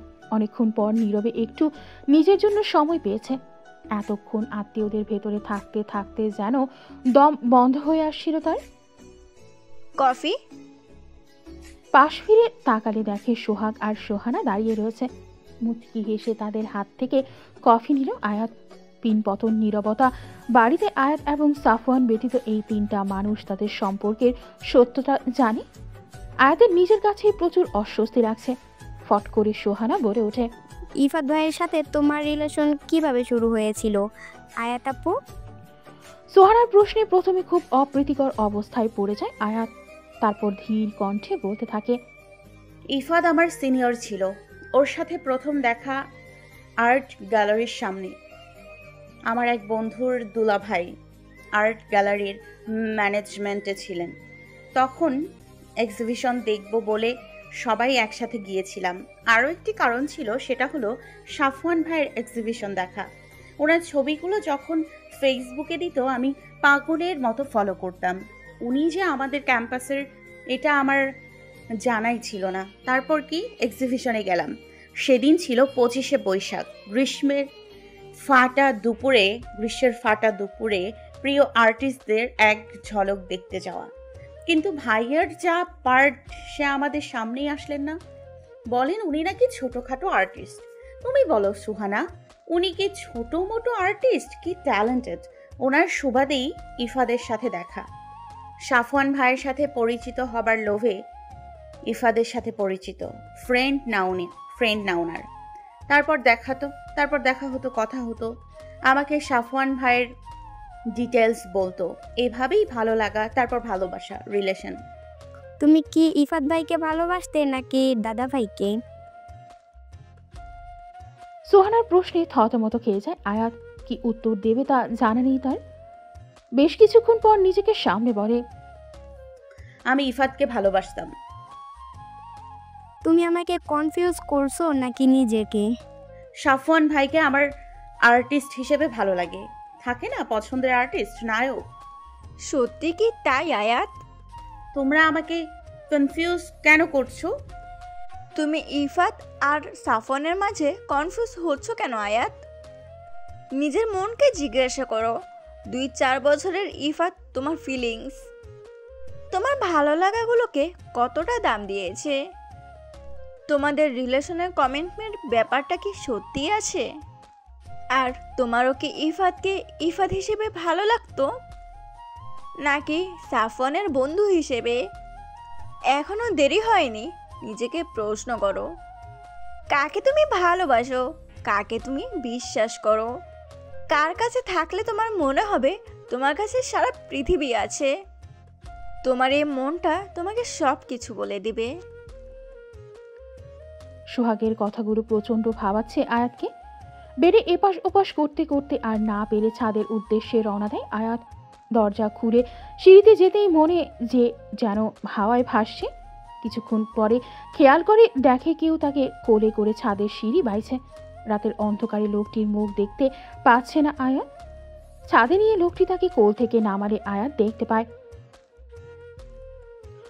দরজা খুলে সিঁড়িতে যেতেই মনে হলো সে যেন হাওয়ায় ভাসছে। কিছুক্ষণ পরে খেয়াল করে দেখে কেউ তাকে কোলে করে ছাদের সিঁড়ি বাইছে। রাতের অন্ধকারে লোকটির মুখ দেখতে পাচ্ছে না আয়াত। ছাদে নিয়ে লোকটি তাকে কোল থেকে নামালে আয়াত দেখতে পায় পুরো ছাদ জ্যোৎস্নায় আলোকিত। ফুলের মিষ্টি গন্ধ জ্যোৎস্নার মাতাল করা পরিবেশে ভেতরের সত্তাটাও বারংবার উন্মাদনায় মেতে ওঠে। আরও মাতাল করে তুলছে পাশে থাকা মানুষটি যে আর কেউ নয়, সাফওয়ান। তার শরীরের মাতাল করা গন্ধটি আয়াতকে জানান দিয়েছে মানুষটি যে সে। জ্যোৎস্নার আলোতে মানুষটিকে একটি জীবন্ত নেশার স্তূপ মনে হচ্ছে। লোকটির সব কিছুতেই মাতাল করে দেওয়ার ক্ষমতা রাখে। এমনভাবে হা করে থাকলে মাছি ঢুকে পড়বে তো। সাফওয়ানের কথা বেশ লজ্জা পেয়ে গেল আয়াত। প্রচণ্ড কাটা ভাষায় বলল, রাত বিরাতে মানুষকে ধুমধাম কোলে নিয়ে নিচ্ছেন, কিডন্যাপ করে ছাদে আনছেন, মতলব কি শুনি? ইচ্ছে হলো বলা তো যায় না, দেখা যাবে রাতের অন্ধকারে ধূপধাপ করে পড়ে দাঁত ভেঙে ফেলবে।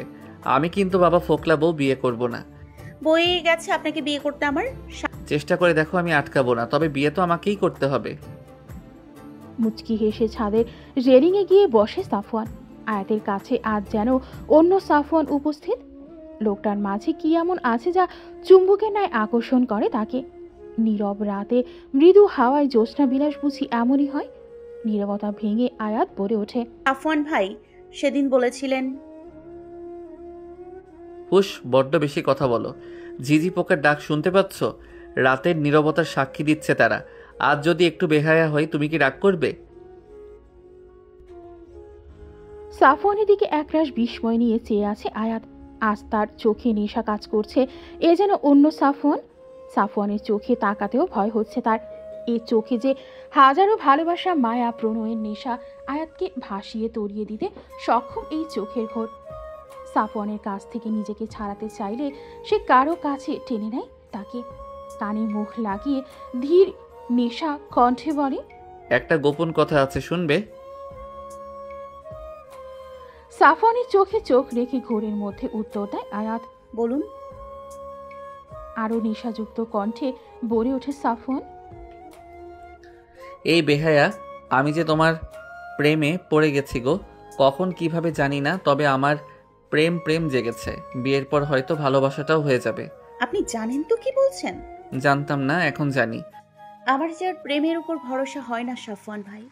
আমি যে বড্ড এলোমেলো হয়ে গেছি। আমার এলোমেলো জীবনকে সাজিয়ে দিতে পারবেন কি? আমি আপনার জীবনে কি মেল খাই? জীবন তো তোমার যেমন এলোমেলো, আমারও যে একই রকম। একে অপরেরটা না হয় সাজালাম। এবার তোমায় ভালোবাসতে হবে না, শুধু আমায় ভালোবাসার অধিকারটা দিও। বলে চোখের সামনে চুলগুলো সরিয়ে দিল। আজ সাফওয়ানের চোখে হারিয়ে যেতে ইচ্ছে হচ্ছে আয়াতের। বিশ্বাস করতে ইচ্ছে হচ্ছে লোকটিকে। জ্যোৎস্নার আলোতে আয়াতের মুখখানি এক টুকরো চাঁদের ফালি লাগছে সাফওয়ানের কাছে, যার চোখে ঠোঁটে আফিমের চেয়েও মারাত্মক নেশা। দু হাতে আলতো করে মুখটি ধরে নিজের আরো কাছে নিয়ে আসে। আয়াতের কাঁপা কাঁপা ঠোঁট যেন আরো ঘোরের মাঝে ফেলে দিচ্ছে তাকে। আজ একটু বেহায়া হতে কি খুব দোষ হবে? দুই ওষ্ঠ যুগলের মাঝের দূরত্ব মিটিয়ে নিজের পিপাসা মেটাতে ব্যস্ত হয়ে পড়ে সাফওয়ান। নিজের ঠোঁটের ওপর আরেক জোড়া উত্তপ্ত ঠোঁটের ছোঁয়া পেতে অজানা আবেশে নিজেকে হারিয়ে ফেলে আয়াত। অজান্তেই হাত জোড়া সাফওয়ানকে আঁকড়ে ধরে। অজান্তেই চোখ বেয়ে নোনা জলের আগমন ঘটে। আজকের রাত্রি যেন সাফওয়ান এবং তার অনুভূতিগুলোর মিশ্রণের সাক্ষী। কিছু সময় পর সাফওয়ানের ঠোঁট তার ঠোঁট জোড়াকে ছেড়ে দিলে আয়াতের হুঁশ ফিরে। এতক্ষণ যেন একটি ঘোরের মাঝে ছিল যে সে ঘোর কেটে যেতেই আবারও হাজারো প্রশ্নের ভিড় জমে আয়াতের মনে। আবেশের বশে ভুল করছে না তো সে? এক মুহূর্ত দেরি না করে দৌড়ে বেরিয়ে যায় সে। সাফওয়ান হতভম্ব চোখে তার যাওয়ার পানে তাকিয়ে থাকে। দুদিন পর সকাল 11টা, হলুদের অনুষ্ঠান ধুমধাম করে অনুষ্ঠিত হবার পর এখন অপেক্ষা কালকের বিয়ে। এই 2 দিন আয়াত না পারতে সাফওয়ানের সামনে আসেনি। সাফওয়ান হাজারো বার তার সামনে যাবার চেষ্টা করেছে, কিন্তু তাতে লাভ হয়নি। অনুতাপ এবং একরাশ অভিমানে ভেতরটা তীব্র আগুনে দগ্ধ হচ্ছে সাফওয়ানের। তবে কি আয়াত এখনো ইফাতকেই ভালোবাসে? এখনো সে ইফাতের অপেক্ষায় আছে? তবে সাফওয়ানের ভালোবাসার সামান্যতম মূল্যটি তার কাছে নেই। প্রণয়ের ডাকে সাফওয়ানের হুঁশ ফিরে। তোকে বড়মা নিচে যেতে বলেছে তো। এখন কেন? আরে কে জানে এসেছে তোকে খুঁজতে। যা না। আচ্ছা, বেশি বকিস না। নিচে যেতেই দেখে সেলিনা বেগমের সাথে হাসি মুখে একটি ছেলে কথা বলছে। ছেলেটির পিঠ তার দিকে, তাই মুখটি দেখতে পাচ্ছে না। সাফওয়ান নিচে নামতেই সেলিনা বেগম বলে ওঠেন, সাফওয়ান চলে এসেছে। ছেলেটি পেছন ফিরতেই আকাশটা ভেঙে পড়ে সাফওয়ানের সামনে দাঁড়ানো শ্যামবর্ণের লম্বা ছিপছিপে গড়নের ছেলেটি যে আর কেউ নয়, ইফাত। মুচকি হেসে টিটকারির ছলে বলে ওঠে, বিয়ে করেছিস, দাওয়াত তো দিলি না সাফওয়ান। এই বুঝি আমাদের বন্ধুত্ব। বেলা 12টা, মুখোমুখি বসে আছে আয়াত এবং ইফাত। আজ 2 সপ্তাহ পর ইফাতকে দেখছে সে। একরাশ ঘৃণা আয়াতের চোখে ফুটে উঠেছে। কোথায় ছিল সে যখন সারা রাত কাজী অফিসের বাহিরে এক কাপড়ে তাকে দাঁড়িয়ে থাকতে হয়েছে? কোথায় ছিল সে যখন পুলিশের থানায় জেলে যাবার ভয়ে মিথ্যে বলতে হচ্ছিল? কোথায় ছিল সে যখন বাবা তার সাথে কথা বলা বন্ধ করে দিয়েছিল? থাকার জায়গা নিয়ে চিন্তা করতে হতো তাকে। এখন যখন মনটাকে স্থির করে ফেলেছে, এখন কেন তার আগমন ঘটল? আয়াত, তুমি নাকি আমাকে ছেড়ে বাঁচতে পারবে না, তাই এখন কি করছো? 2 সপ্তাহে ভালোবাসা উড়ে গেল। আরে বাবা, একটা জমির কাজে ইমিডিয়েটলি সিলেটে বাবার সাথে যেতে হয় আমাকে। মোবাইল হারিয়ে যাওয়ার জন্য কন্ট্যাক্ট করতে পারছিলাম না। তাড়াহুড়ো করে ফিরে এসেছি তোমার জন্য। এসে শুনি সাফানের গলায় ঝুলে গেছো তুমি। এই তোমার লয়ালিটি, এই তোমার ভালোবাসা। মুখ সামলে কথা বলো ইফাত। এতদিন পর আমি কেমন আছি না জিজ্ঞেস করে তুমি আমার কাছে জবাবদিহিতা চাইছো? কি সামলাবো? আমার জিএফ আমার বন্ধুকে কাল বিয়ে করতে যাচ্ছে, আর আমি কি না এখানে তোমার সাথে প্রেমালাপ করব? আচ্ছা, কেমন আছো? তুমি কি আদৌ জানো এতদিন আমরা কিসের মধ্যে দিয়ে যাচ্ছিলাম? তুমি কি আদৌ জানো আমি তোমাকে খুঁজতে তোমার বাসা অবধি পর্যন্ত গিয়েছিলাম? ইশরাতকে পাগলের মতো ফোন করেছি তোমার বন্ধুদের। যে চোর ফোন চুরি করেছে সে হসপিটালে ভর্তি ছিল, তাকে তুমি ভেবে দৌড়ে গিয়েছি। এখন তুমি কি না আমার লয়ালিটি নিয়ে প্রশ্ন করছো? কি রাইট আছে তোমার? আমি লয়াল নই, রাস্তার মেয়ে যে কিনা যখন যে পুরুষ পায় তার গলায় ঝুলে পড়ি। কাঁপা কাঁপা কণ্ঠে বলতে লাগলো আয়াত। ইফাত তখন আয়াতকে জড়িয়ে ধরে শান্ত কণ্ঠে বলতে লাগলো, জানো তো কতটা ভালোবাসি তোমায়। সাফওয়ান যদিও আমাকে সব বলেছে, তবুও তোমাদের বিয়ের কথাটা শুনে পাগল পাগল লাগছিল। সরি বাবু, আর হবে না, সরি। এই দৃশ্যটি একজনের চোখ এড়ালো না। সেদিন রাতের উত্তর আজ তার কাছে পরিষ্কার। শুধু 2 জন প্রেমিক প্রেমিকার মাঝে তৃতীয় ব্যক্তি হয়ে কি লাভ? সাফওয়ান আর দাঁড়িয়ে সেখান থেকে প্রস্থান করল। বিয়ের দিন সন্ধ্যা 7টা। বর বেশি স্টেজে বসে রয়েছে সাফওয়ান। ইফাত বিয়েতে উপস্থিত, কিন্তু কালকের দুপুরের পর আর সাফওয়ান তার সামনে যায়নি। বুকের ব্যথাগুলো তীব্র হয়ে যাচ্ছে তাকে দেখলে। কাজী সাহেব তার কাছে বিয়ের সব কথা বলে জিজ্ঞেস করে, আপনি কি এই বিয়েতে রাজি? রাজি থাকলে বলুন কবুল।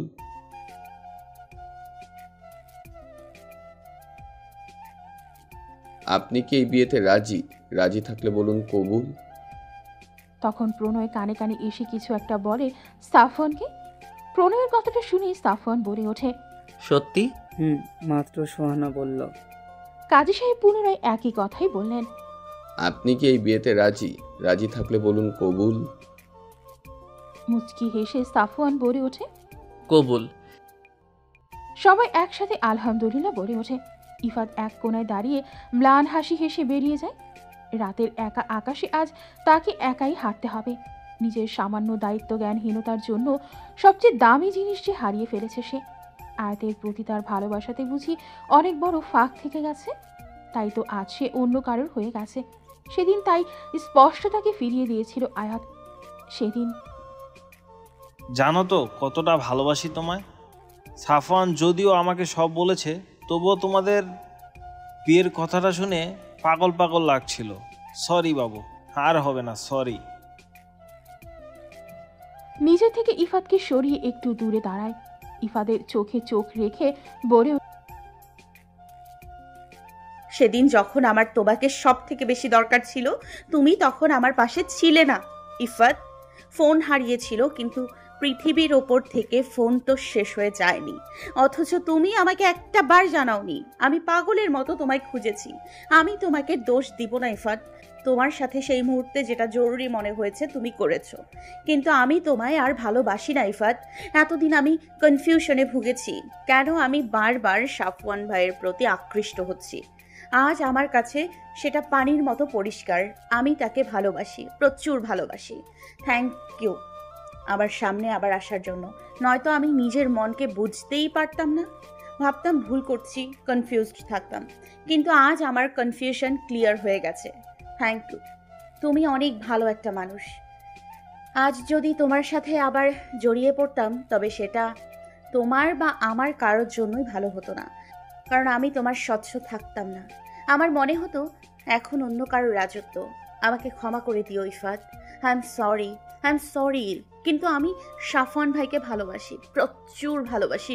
সরি। বর্তমান ইফাতের চোখ বরাবর ভিজে যাচ্ছে। সে যে আজ নিঃস্ব, তবে একটাই সান্ত্বনা, আয়াত তাকে ঠকায়নি। তার কাছে নিজেকে স্বচ্ছ রেখেছে। এখন মন তো কখন কাকে নিজের সিংহাসনে বসিয়ে দেয় কেউ জানে না। রাত 12টা। খুব তোড়ঝোড় করে শেষমেশ বাসর ঘরে ঢোকার সুযোগ পেল সাফওয়ান। ঘরে ঢুকে দেখল মোমের আলোয় ঘরটাকে নতুন বউয়ের ন্যায় সাজানো হয়েছে। খাটটা পুরো সাদা আর লাল গোলাপের মোড়া, আর মাঝে লাল শাড়ি পরে ঘোমটা দিয়ে এক রূপবতী বসা। চাঁদের আলো জানালার ফাঁক দিয়ে ঘরের ভেতরে উপচে পড়ছে। রূপবতীটি যে সাফওয়ানের মায়াবতী, যার নেশায় আজকাল সে মত্ত থাকে। ধীর পায়ে আয়াতের পাশে গিয়ে বসে। সাফওয়ানের উপস্থিতি আয়াতের হার্টবিট বাড়িয়ে তুলছে। দম বন্ধ হয়ে যাওয়ার উপক্রম হচ্ছে তার। আলতো করে তার হাতে নিজের হাত রেখে মজার ছলে সাফওয়ান বলে, ইফাত চলে গিয়েছে। ভেবেছিলাম তুমি হয়তো ওর সাথেই চলে যাবে। সমস্যা নেই, আমি একটা লয়ারের সাথে কথা বলে 6 মাস পর আমাদের ডিভোর্সের ব্যবস্থা করে ফেলবো। আয়াতকে চুপ থাকতে দেখে আলতো হাতে ঘুমটা সরায় সাফওয়ান। দু হাতে আয়াতের মুখ আলতো করে ধরে উঁচু করে সে। আয়াতের চোখে পানি চিকচিক করছে। আয়াতের চোখে চোখ রেখে শান্ত কণ্ঠে বলে ওঠে, তুমি তো এটাই চেয়েছিলে, তবে আজ চোখে পানি যে। আপনি কি সত্যি বোঝেন না, নাকি বুঝেও না বোঝার ভান করেন? কাঁপা কাঁপা গলায় আয়াত বলে ওঠে, কি বুঝবো? তুমি যদি বুঝিয়ে না বলো বুঝবো কিভাবে? সবকিছু বলে বোঝাতে হয়। হয় বই কি, কিছু জিনিস বলে করে বোঝাতে হয়। এতদিন তো তুমি যা বলেছো আমি তাই বুঝেছি। দেখো না, বিয়ে ভাঙার কথা বলেছো, আমি সেটার চেষ্টা করেছি। ঢাকা যেই উকিলের সাথে। কথাটা শেষ না হতেই সাফওয়ানের ঠোঁট জোড়া চেপে ধরো নিজ ঠোঁট জোড়া দিয়ে। ঘটনার আকস্মিকতায় সাফওয়ানের মাথা পুরো ফাঁকা হয়ে গেছে। আয়াতের পক্ষে এমন একটা সাংঘাতিক কাজ করা সম্ভব, এ যেন ধারবার বাহিরে ছিল সাফওয়ানের। বেশ কিছুক্ষণ পর সাফওয়ানের ঠোঁট জোড়াকে মুক্তি দেয় আয়াত। শাড়ির আঁচলটা মাজায় বেঁধে সাফওয়ানের কলার চেপে ধরে রাগী গলায় বলে, আর একবার যদি ডিভোর্সের কথা শুনেছি তো দেখবেন আমি কি করি। ফাইজলামি পাইছেন? এত যখন আমাকে অপছন্দ, তাহলে সেই রাতে কেন আমাকে বলেছিলেন ভালোবাসি? ইফাদের সাথে চলে গেলে খুশি হতেন বুঝি? আপনি কি ভেবেছেন এত সহজে আপনাকে মুক্তি দিব? সারা জীবন এভাবেই আমাকে সহ্য করতে হবে। আর মরে গেলে ভূত হয়ে আপনার ঘরে চেপে বসবো, কিন্তু আমার থেকে আপনার নিস্তার নেই। বলতে বলতেই চোখ থেকে পানি গড়িয়ে পড়ছে আয়াতের। প্রচুর কান্না পাচ্ছে তার। লোকটা এমন কেন? যদি দূরে ঠেলে দেবার ইচ্ছে ছিল তবে কেন কাছে টেনে দিয়েছে? সাফওয়ান মুচকি হেসে হ্যাচকা টানে তাকে বুকে আগলে ধরো, কানে মুখ লাগিয়ে বলল, এবার নিজ ইচ্ছায় আমার কাছে এসেছো। এবার যদি তুমি চাইলেও আমি তোমাকে ছাড়বো না। এইভাবে শক্ত করে নিজের কাছে রেখে দিব। সত্যি? তাহলে এতক্ষণ যে? ওইটা একটা ছোট্ট শাস্তি ছিল আমাকে এই 3 দিন কষ্ট দেওয়ার জন্য। আমি তো সত্যি সত্যি বিয়েটা না করার সিদ্ধান্ত নিয়েছিলাম, কিন্তু আজ যখন প্রণয় কানে কানে বলল তুমি নিজ থেকে ইফাতকে ফিরিয়ে দেবার কথা সুহানাকে জানিয়েছো, আমার অশান্ত মন শান্ত হয়ে গিয়েছিল। তাই দেরি না করে কবুলটা বলে দিয়েছি। আপনি খুব খারাপ। এখনও তো কিছুই দেখাই নাই, এখনই খারাপ হয়ে গেলাম? আমি কিচ্ছু দেখবো না। তা বললে তো হবে না, এখনও সে অনেক কিছু দেখার বাকি রয়েছে। কি? আসো আমার সাথে। বলেই কোলে তুলে নিল আয়াতকে। সাফওয়ানের রুমের ভেতর একটি ছোট স্টোর রুমের মতো জায়গা রয়েছে, যেখানে সাফওয়ান বাসায় থাকতে ড্রয়িং রুম করত, যাকে সে তার কল্পনা রাজ্য বলে। তার সকল সৃষ্ট সকল শিল্প সেখানে মজুদ। আয়াতকে কোলে করে তার কল্পনা রাজ্যে নিয়ে যায় সে। একটি চেয়ারে তাকে বসিয়ে সামনে থাকা সকল ড্রয়িং বোর্ডের ওপর থেকে কাপড় সরিয়ে নেয়। আয়াতের চোখ যেন বিশ্বাস করতে চাচ্ছে না সবগুলো ক্যানভাসে তার পোর্ট্রেট। রং তুলির আঁচড়ে আঁকা একটি জীবন্ত আয়াত তার সামনে। অজান্তেই নোনা জলের ভিড় জমেছে চোখে তার। এখনই চোখগুলো তাদের মুক্তি দেবে যেন। ধরা গলায় বলে ওঠে, আপনি তো বলেছিলেন আমার চেহারা ক্যানভাসে তোলার যোগ্য না। এই তো। তাই তো শুধু ক্যানভাসে থাকবে এই চিত্র। তাই বুঝি? তাই তো। এই সারপ্রাইজটা তোমাকে দেওয়ার ছিল। বলে আয়াতের কপালে উষ্ণ ঠোঁটের পরশ দেয়। আজ রাতে তোমাকে ভালোবাসার অধিকার দিবে আয়াত? আমি তো মানা করিনি। তবে একটু বেহায়া হতে দোষ নেই বলো। বলেই পুনরায় কোলে তুলে নেয় আয়াতকে। আয়াতকে বিছানায় শুইয়ে রুমের মোমগুলো নিভিয়ে দেয় সে। রাতের নীরবতা চাঁদের কালো সাক্ষী হলো তাদের মধুর মিলনের। কিছু আর্তনাদ, কিছু উষ্ণ নিঃশ্বাসের মধ্য দিয়ে সুখ কুড়াতে ব্যস্ত তারা। আজ তাদের ভালোবাসা পূর্ণতা পেল। 3 বছর পর হাসপাতালের অপারেশন থিয়েটারের বাহিরে পায়চারি করছে সাফওয়ান। টেনশনে শ্বাস আটকে যাচ্ছে তার। আয়াত এবং তার পরিবারের সবাই সেখানে উপস্থিত। বারবার সান্ত্বনা দিচ্ছেন রামিম সাহেব, কিন্তু কিছুতেই সাফওয়ানকে শান্ত করতে পারছেন না তিনি। আজ যে আয়াতের ডেলিভারি 1 ঘন্টা হয়ে গেছে, এখনো কোনো খবর নেই।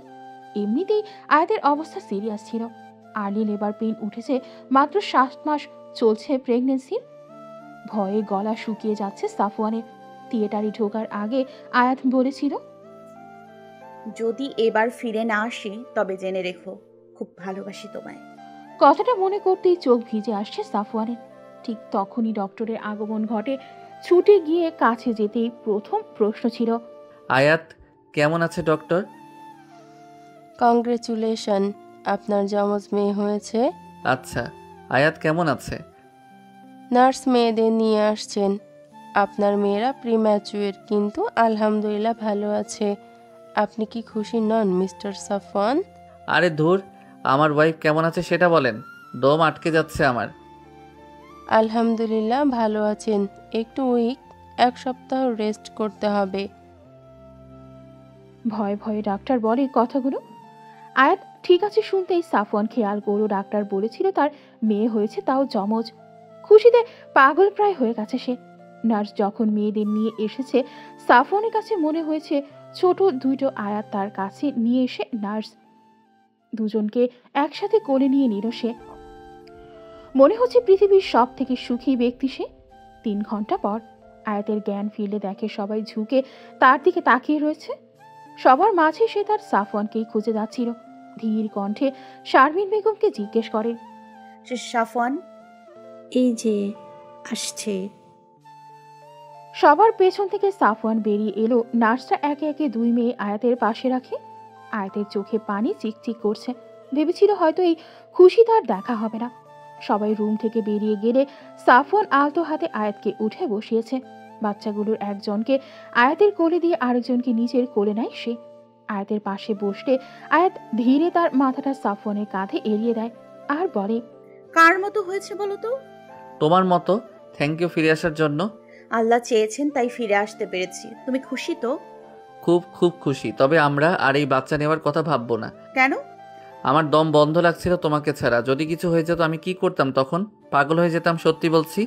তুমি সত্যি পাগল। ওদের নাম কি রাখবে? ভাবিনি। আমি বলি আলপনা এবং কল্পনা। ধুর, এই আধ্যাত্মিক নাম আমি রাখবই না। কেন? সুন্দর তো। না বলেছি মানে না। আমি ওদের বাবা। তো মানে কি? এভাবেই আবার খুনসুটিতে মেতে উঠল আয়াত এবং সাফওয়ান। তাদের জীবনে এই অধ্যায়ের মধুরের সমাপয়েত ঘটেছে। তাদের ভালোবাসার মধুরের সমাপয়েতে